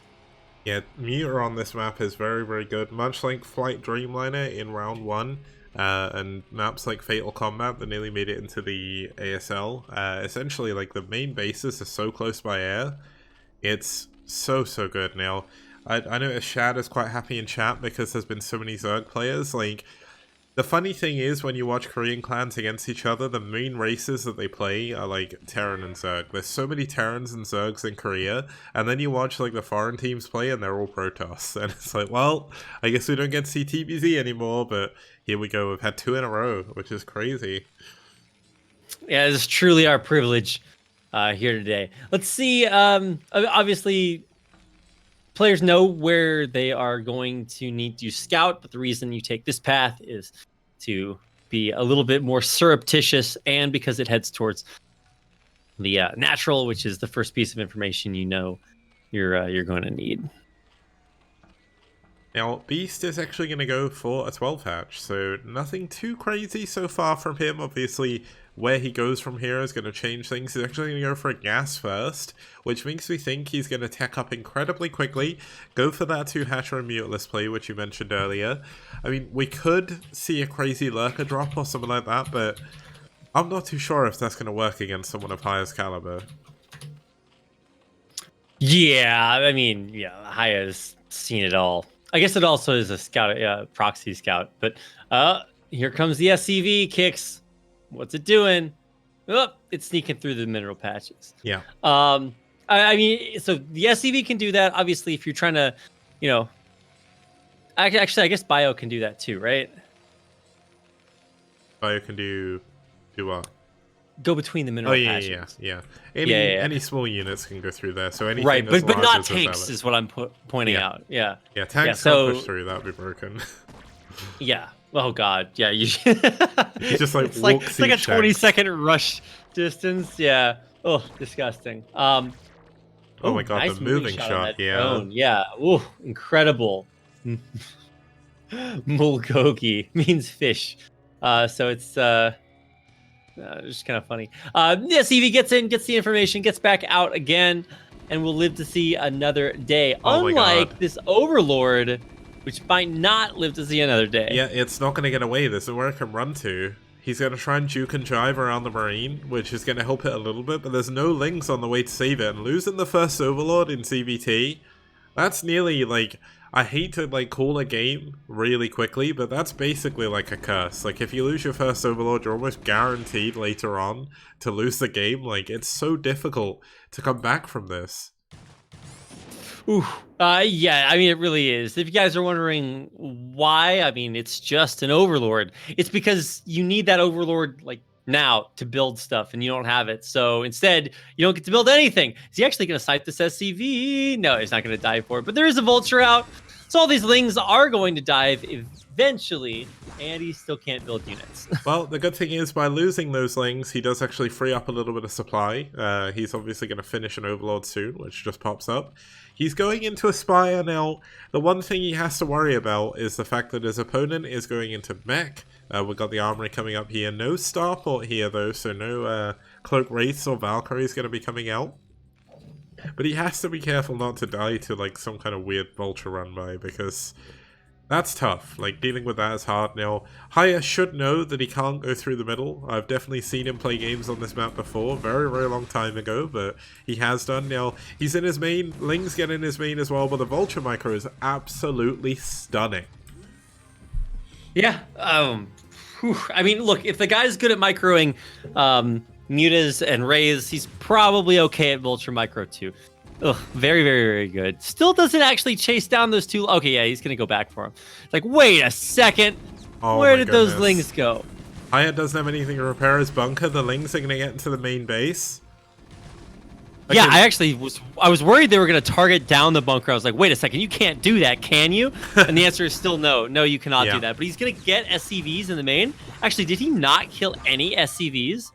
No, he didn't. He GG's. He knows he's too far behind, only on 12 drones. He's not even going to bother trying to go for any Mutalisks. He's like, that's it, I'm done. What? GG?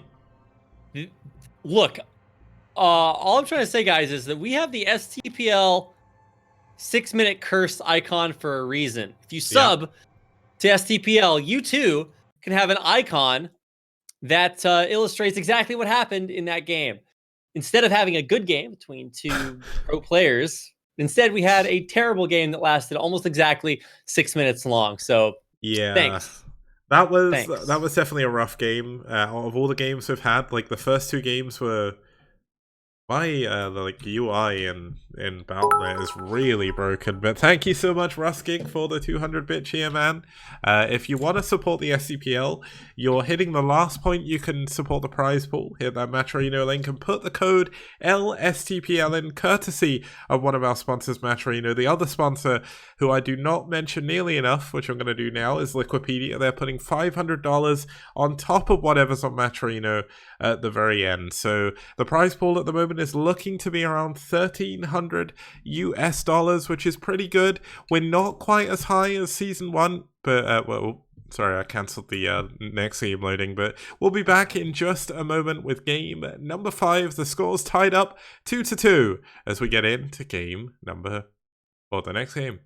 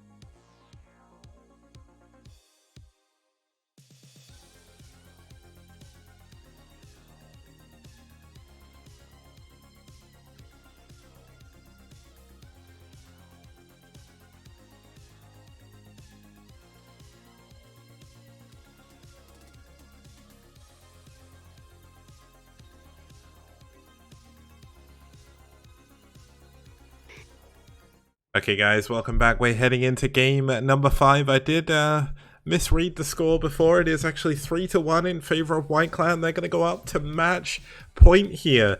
This PvP is going to be incredibly important, and this player, Perfume, is going to have to pull off a good win over his opponent if he wants to keep SouL alive. Yeah, and I mean, it's not like it's impossible. It's not like we haven't seen this before. Parfum, which is of course the French way to spell it, I believe, unless I'm totally uncultured, is, I mean, not a bad player. We just haven't really seen him play all that much. Yeah. His best map is the previous map, not the current map, so that's not going to help him out. And we've never seen him play on this map before, so it's a mystery. We've seen it twice, yeah. He lost against DeWalt here, though. Like, that was one of the... Like, this is a crazy thing to explain. Oh, right. But in the 13-week group stage, SouL only lost, like, 1 or 2 games. And one of them was Perfume on Desperado against DeWalt. So, that's kind of crazy. But his opponent going to be someone I can't remember actually seeing before. But he stepped in last minute to replace Best. It's going to be someone called Stage. Customers, I don't know if you know who Stage is, but I'm going to have a wild guess that you probably do, because you know every other Korean player, so that's all good. But it's going to be tough. Like, PvP hasn't shown to be Perfume's main matchup, I guess, but there's still not many games played for either player. Yeah, it's weird that such a pivotal map in the grand finals of STPL Season 2 comes down to these two players. Because, you know, if you send Best out right now as White Clan, you're looking to, like, you know, pound the nail in the coffin. You're looking to really, really, you know, hammer this win home. But, Best doesn't show up, can't play. And now all of a sudden, it's two relatively unknown players when it's such an important match. This is match point for White Clan.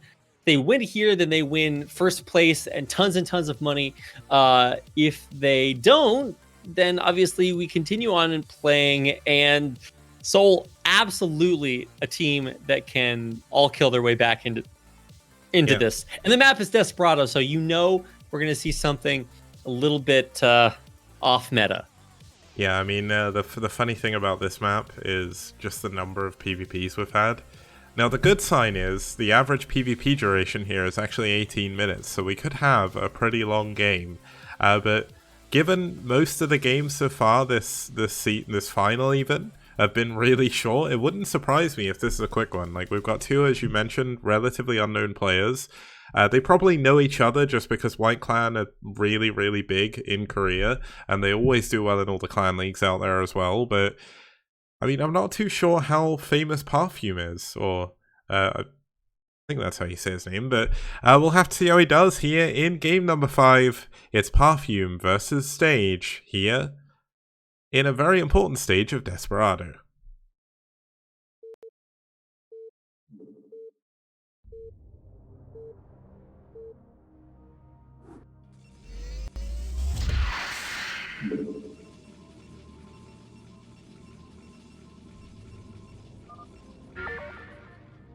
Okay, starting us off here in the top right-hand position, we do have the dark navy blue Protoss player from White Clan. It's Stage.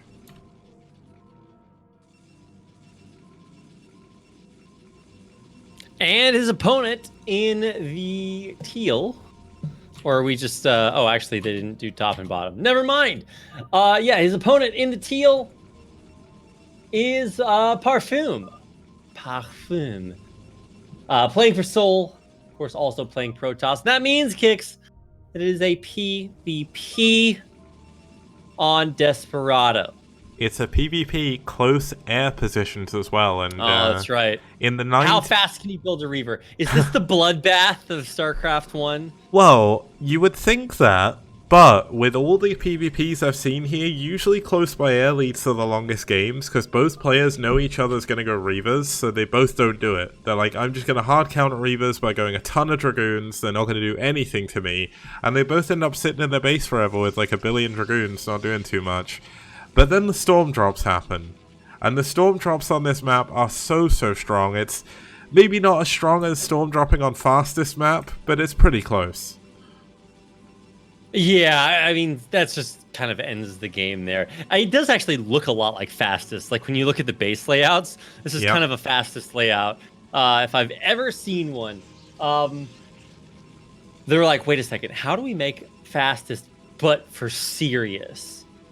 I'm like, well, I don't know if this is quite for serious. This map is still a little bit wacky, but I mean, PvP, obviously different rules apply. One of the biggest rules is that adding an extra nexus is one of the hardest things to do. On this map, I mean, it's especially in these spawn locations, it's quite a ways to punish that. It's almost like taking a back natural because they're so far away from each other. But there it is. Wow. Is that nexus first? It is. Yep. What a monster. Parfum. Going for it. The good thing is TC1 isn't here, so it's not a 12 nex, it's only a 13 nex. I mean, it's still pretty good, but it's not the fastest possible nexus, so... But that's still insane. Yeah. Crazy. This is like such a major gamble. Like in PvP, going for a nexus in general feels like a gamble, but when you go for nexus first, you're essentially saying, I'm really hoping the player isn't two-gating me. Because if you get two-gated, you're dead. That's it. Yeah, and look, Stage actually cross-scouted, right? Yeah, he cross-scouted, so... Yeah, I will never understand cross-scouting first. Especially on this map.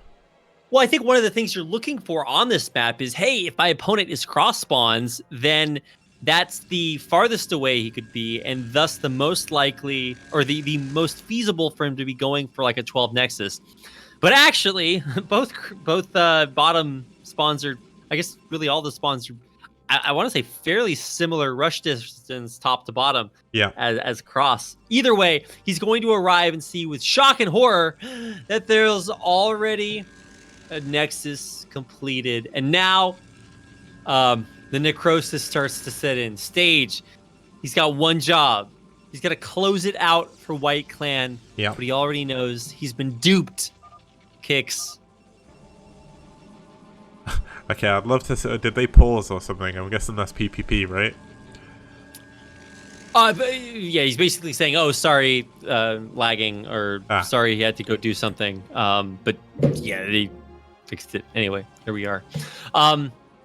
Yeah, so the base is up. Now all Parfum has to do is just desperately hang on. Parfum is like, you know how they have at the theme park that ruler that says you must be this tall to ride this ride? Yeah. Well, Parfum is like the Indian in the cupboard on a roller coaster ride. He's like the tiniest person.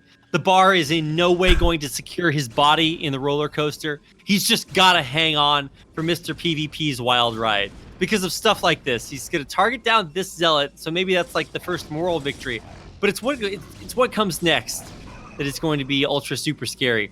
And if he can do it, and it looks like Parfum is kind of on schedule to hold on, that is going to be devastating. Yeah, ironically, the way like 13x works in PvP, it kind of works the way 14cc does in the TVT, where in the very, very starting moments in the game, you're behind, just in terms of units and everything, but you get your second gateway so fast that Parfum is actually in a unit lead now as well. So the one benefit Stage has is he's got a shuttle, but he doesn't have anything to put in it right now. Yeah, player colors are reversed on the overlay. But you're right. Oh. The shuttle is scary. Aha! And of course, once this Reaver comes out, I think that's basically the way that Stage has to come back in this game. Obviously, he's extremely far behind economically. But if he can make use of this very powerful technological advantage, I mean, I guess it's one way to even things up. And as you mentioned, they're super close by air. So this is the basket that all of our eggs are in. Yeah, and look at Parfum. He actually built a cannon at the front. He's worried about DTs. He hasn't scouted his opponent, I don't think. Yeah, he's not seen his opponent's How main. is he supposed to scout? That's a good point. Like, he sent out a probe, I think it got taken down. But when you're worried about DTs, you're not necessarily going to be defending against Reavers, but rather than going for the main, it looks like the Reaver is actually going to go into the natural. Now, if Stage just sent this to the main, he could probably end the game, but he's not going to. He's going to try and go for a big bust. And I've seen people try and push through this gap before, and it does not work. And even no, it really, really does not. Oh, shots on the shuttle. He targets it down. Look at the focus fire. It's insane. He perfectly two shots the Reaver. And now, even if he has inferior Dragoon counts, he's got a photon cannon behind it and more on the way. Like I said, all Parfum has to do is hold on, and he's doing it. Yep, he's doing it, Kicks. It's actually 5 against 5 in terms of Dragoons. We've got a massive defender's advantage here for Parfum, as he's now up to 4 gateways. His opponent lost his Reaver and Shuttle. There is no recompense here. This is do or die. Stage gets the cannon, backs out, but he is going to lose all of his Dragoons. I think this is it. I think it is, Kicks. If it's not it, it's almost it. Wow, yeah, he's going to lose the Dragoon battle, and once you start losing Dragoon battles or even trading down, you just have no agency on the map. You can't do anything. He has to rebuild his shuttle, rebuild his Reaver, and that's never going to kick in time. He's down a base and down like 15 workers. This game is over. Parfum, the 13 Nexus. I think he's going to do it. Yeah, the gamble looks like it's paid off. It looks like it's going to be curtains closed here for Stage, as things are not going his way whatsoever. He's down in gateways. Parfum is going up to 6 gateways now. There is no chance Stage comes back in this game. He can't even afford to build the amount of units he's going to need to defend against the following push that's coming in from Parfum here. This is it. Yeah, I think the counterattack, honestly, is just gonna do it. I mean, you still don't want to fight less Dragoons versus more Dragoons. That's like an objective rule. Yep. But yeah, 6 gateways will fix basically all of your problems. Yeah, when this 6 gate comes in, like, how are you going to deal with this? He's also going to be going for his own Reaver. Like, what does Stage have in his main base that can defend against the Reaver? Absolutely nothing. Like, this is rough, but it looks like Stage pushed Parfum back into his natural, which is good. He does get a little bit of a benefit here, but he's going to try it again.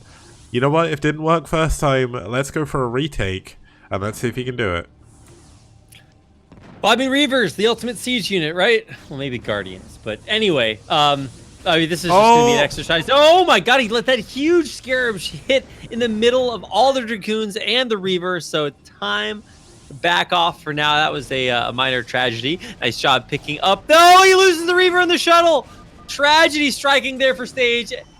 HH for GG comes through, and that is it.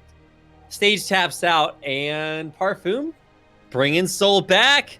Now 3-2 in this series. Yeah, exit Stage left there for Stage. He didn't manage to make the win happen. He didn't manage to win match point, and that means game number 6 is going to be the next important moment. White Clan still up on match point, still 3-2 now, but SouL have a chance of bringing it back. And the exciting thing for me is this, well, for everyone, I think, it's a rematch of Scan versus Cherry from the STPL Season 1 Finals. And the last time they played, if I remember correctly, Cherry won. So when we get back in just a moment, we'll be seeing game number 6. It's going to be great. Don't go anywhere.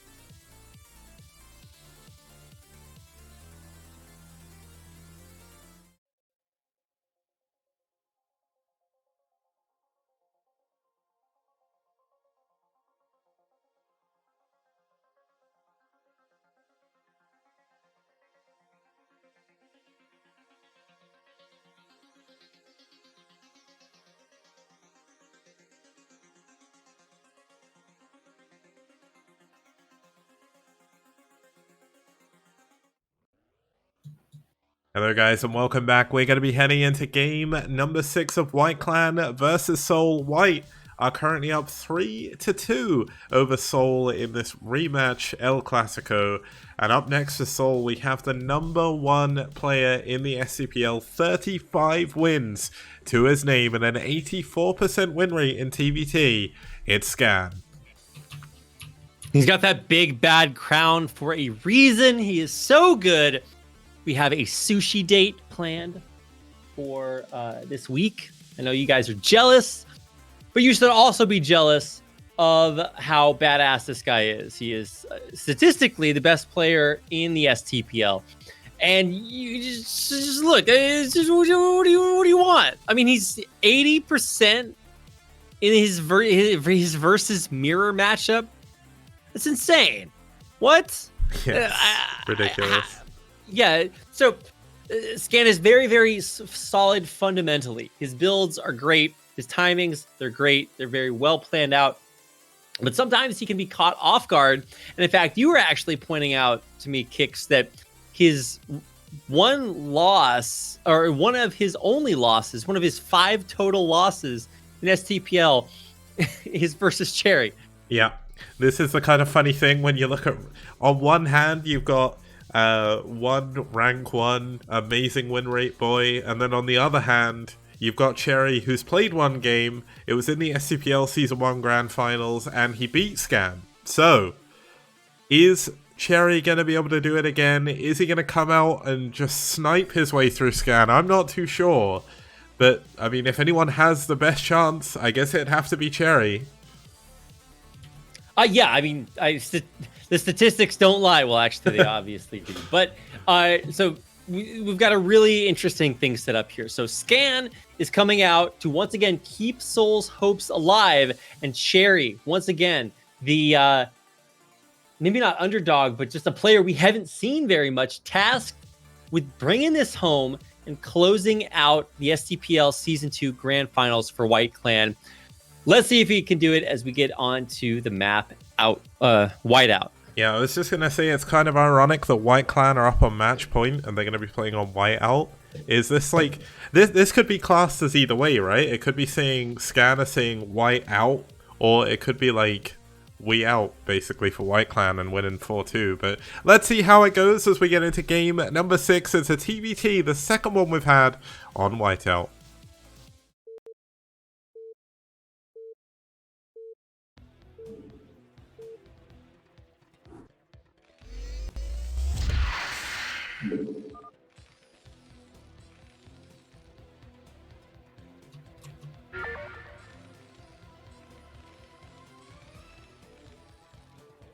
Okay, starting us off down here in the 6 o'clock location, we do have the green Terran player fighting for White Clan. It's Cherry.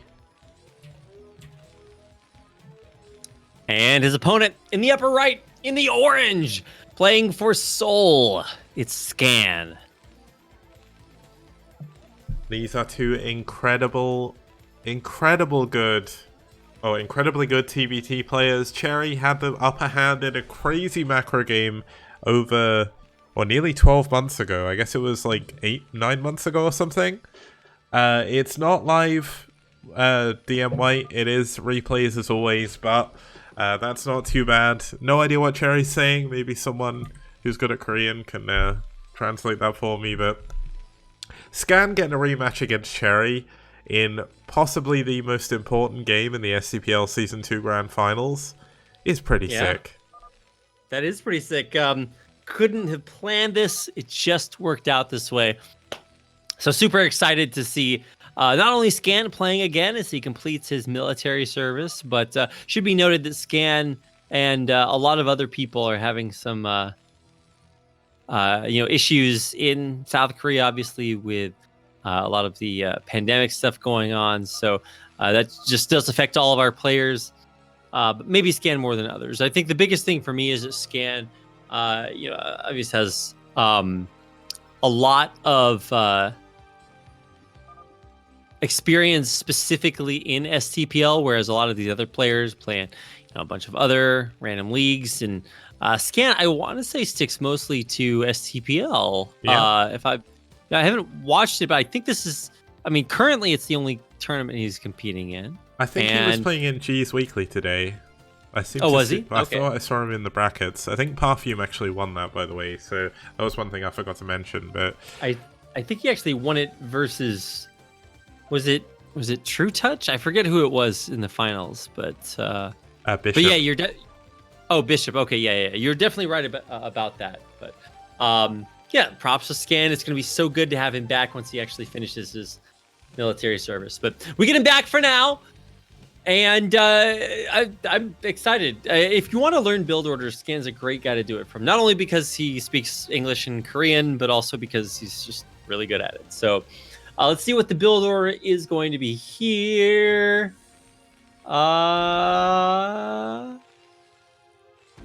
I guess it's just the TVT build order, so I don't know how many different things you can say about that. Well, there's a ton of different things you can do in TVT, but both players going for a factory expand, nothing too crazy, no 2-pot wraith or anything. Just while we kind of get into the point where both players are expanding, one question I had for you, and I forgot to ask, is like, obviously Scan doing community service, military service. How does the whole coronavirus situation affect him? Does his service last longer, or is it still going to end at the same time? From what I understand, it all ends at the same time. Obviously, everything is kind of changing as people adjust to things. So it's not like anybody super ultra has the answers because Yeah. you can't tell anything. Teaching school is hard because schools are closed. So I'm guessing that means that there's very little to teach. Although you can get tasked with other services if you or something happens you aren't able to perform the one that you're usually used to. So I'm not really sure what's going on there, but that's what Scan is for. So if you guys see Scan streams all the time on Twitch, you can go check him out and ask him how he's doing, where he's at, and I'm sure he'd appreciate that. Yeah, now one interesting thing to note is Scan actually went into 2 vultures, whereas Cherry went for 1. This does mean that Cherry, taking a little bit more of a gamble, but Scan not playing super aggressive or anything, is going to go into his 2 factories as well. No, Scan is actually going to go into 3 fact here, and Cherry hasn't seen it. This could actually be a really important moment in this game, but both of them are going for 3 facts. So it is going to be Vulture versus Vulture. We are going to see a lot of minerals being thrown away in the middle of the map, and a ton of mines. Yeah, I mean, look, this has all the okay, it's interesting. If both players want to really like skill check each other, there's a ton of things that you can do early on to try to get either little leads that build up into big leads, or just from minute 1, you're just going at it. Like, you can absolutely play TVT that way, and I mean, for the most part, it's not like bad, but I think the way that most people associate TVT is it's just big, long siege lines with drops. And I mean, I would say Scan probably has a small advantage there, but it's a 3-player map, so you can't split it in half. Yeah, it's really difficult to, but TVT on 3-player maps, especially when all the bases have gases, like on this map here, are very interesting. Like, the amount of games that will come down to 1 final base, that it's usually the natural of the other main eventually, that a player can't take. It can be difficult, but we've got to get that far now. The interesting thing is, both of them, there is kind of a gamble you can do when you go for vultures, where even if you don't know your opponent is going for vultures, like, if you go speed first, you're essentially saying, I want to get in your face immediately. I'm hoping that you're not building tanks or Goliaths, because speed vultures don't do anything against those, and neither of them are going to have mines for quite a while. So Scan actually going up to 4 factories on the 2 bases. Like, the longer this goes on, the more advantage he's going to have, but it looks like Cherry is going to be the one to kind of, like, I guess, pick up another weapon as such and go for another, or start going for tanks.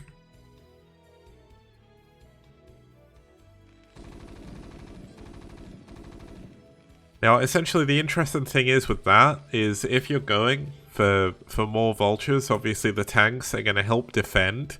But it is still a risky proposition, because when you're down in vultures, you've both got speed. There's no way you're ever going to take map control. And if you push out on the map with tanks, then suddenly you can be in a big problem, as all of a sudden a million vultures run into your natural. So we do need to be careful on how this is going to go. Cherry does have a few mines out to help him out.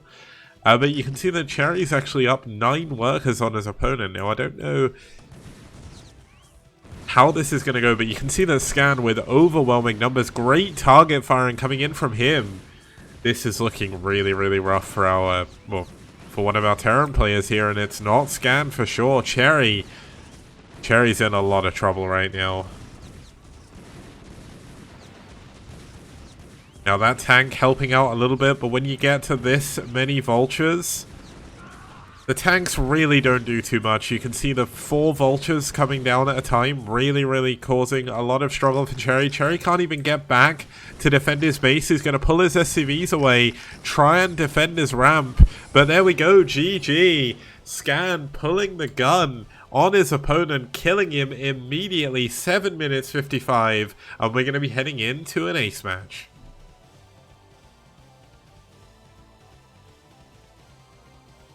Okay, we'll be back in just a moment with game number 7.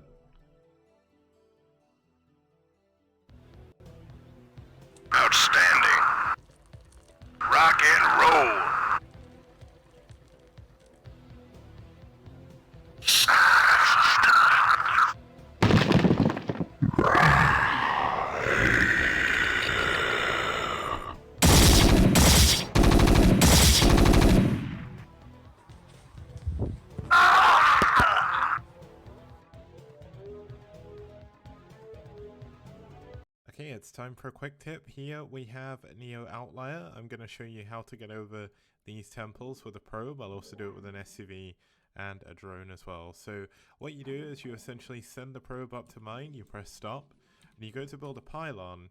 Now you build the pylon underneath you, so essentially it's going to push you, then you spam right click, and all of a sudden you are through. And here is the same trick with Terran. There's a couple of ways you can do this. One of them is you build a depot, and you essentially cancel building, and you just spam yourself through. You have to be kind of stuck or either on the building in the temple or there. But you can cancel that, and just to show, you can do it both ways as well. Okay, now there's a way you can do this with just 2 workers, which is the only way Zerg are able to do this. You can also do this with Protoss and Terran as well. So essentially, you get both workers lined up here. You mine with 1 worker. You send the second worker to mine just behind it, and you hit stop. It can be a little bit finicky, so don't worry if you don't get it first try.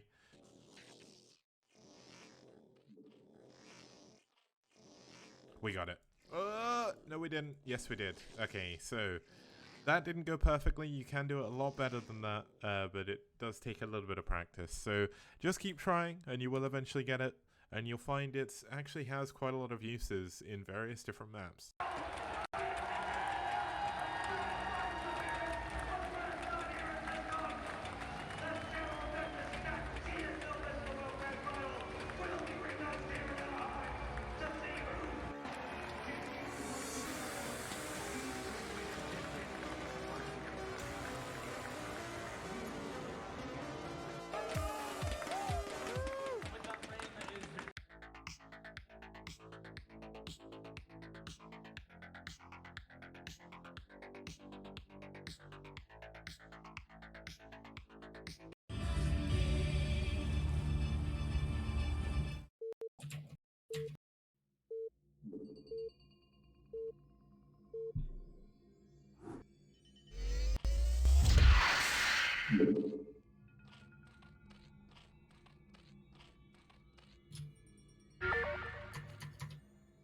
Hello guys and welcome back. We're here for the ace match. It's 2 finals in a row. We've had SouL and White, and 2 finals in a row we're going to the ace match with a mirror, but it's still some incredible players. Starting us off in the 12 o'clock location is going to be our Black Zerg fighting for SouL. It's Beast. And his opponent. One of the best upsets of this series to take us to an ace match. And now we're seeing him once again. The ace player for White Clan is Juno or Killer. Crazy, crazy lineups. The fact it's a ZVZ, I must admit, is a little bit disappointing, but still ZVZ, even though it's like a knife fight between 2 homeless people. It's still incredibly good. Now, are we going to have a Hive ZVZ in these positions? I don't think so, but interestingly enough, Killer is going to scout last. He didn't scout close by air for some reason. Yeah, I mean, scouting information really determines a whole lot because you have to set yourself on a course. Especially because this is multiverse or multi-bus, as they say in Korean. It's very close by air in these spawns. And so this determines so much. I mean, I guess it's actually kind of close by ground too, but comparatively, it's so close by air. So this is all about how quickly you can get to Mutalisks. And obviously, scouting first helps give you that information. Yeah, the scary thing is for Beast, or for Killer even, is he knows that his opponent can now see everything he's doing.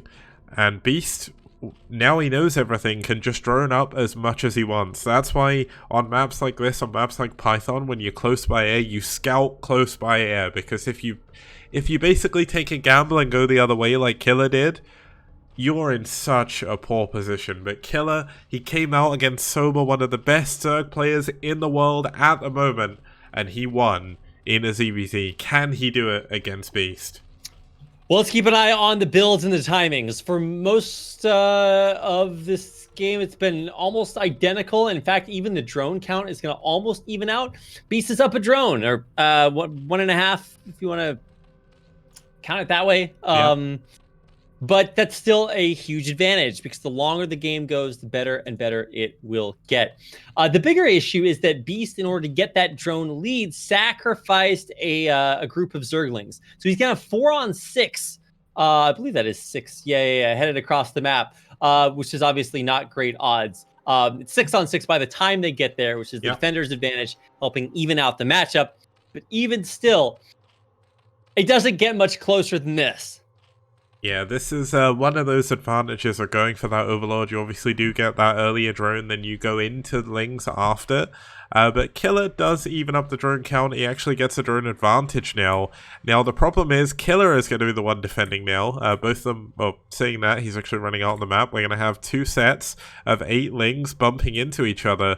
And this is like, ZVZ comes down to micro anyway, but this is like even next level tense. Like if this Ling Mal goes terribly for one of these players, it could just be game over right here, right now. Well, I mean, it's gonna go terribly for Juno, or Killer rather, if he tries to fight it, because he is down those Lings. So, oh no, he wasn't microing for a second, but he has the better concave. Still, just oh my god, and he's trapped up against the wall. He can't do anything. That's going to let the Zerglings into the main.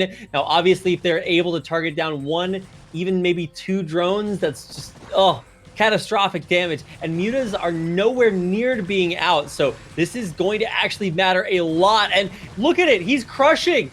Beast has done it. He just kills everything. His Zergling control is insane. GG. And he wins the game in 4 minutes. Beast takes out Killer for revenge and for the series. The reverse sweep. Well, not a reverse sweep. It was but close. The comeback. It was like a 4-game comeback for SouL to, in the end, take out White Clan and claim the championship of Season 2 of the STPL.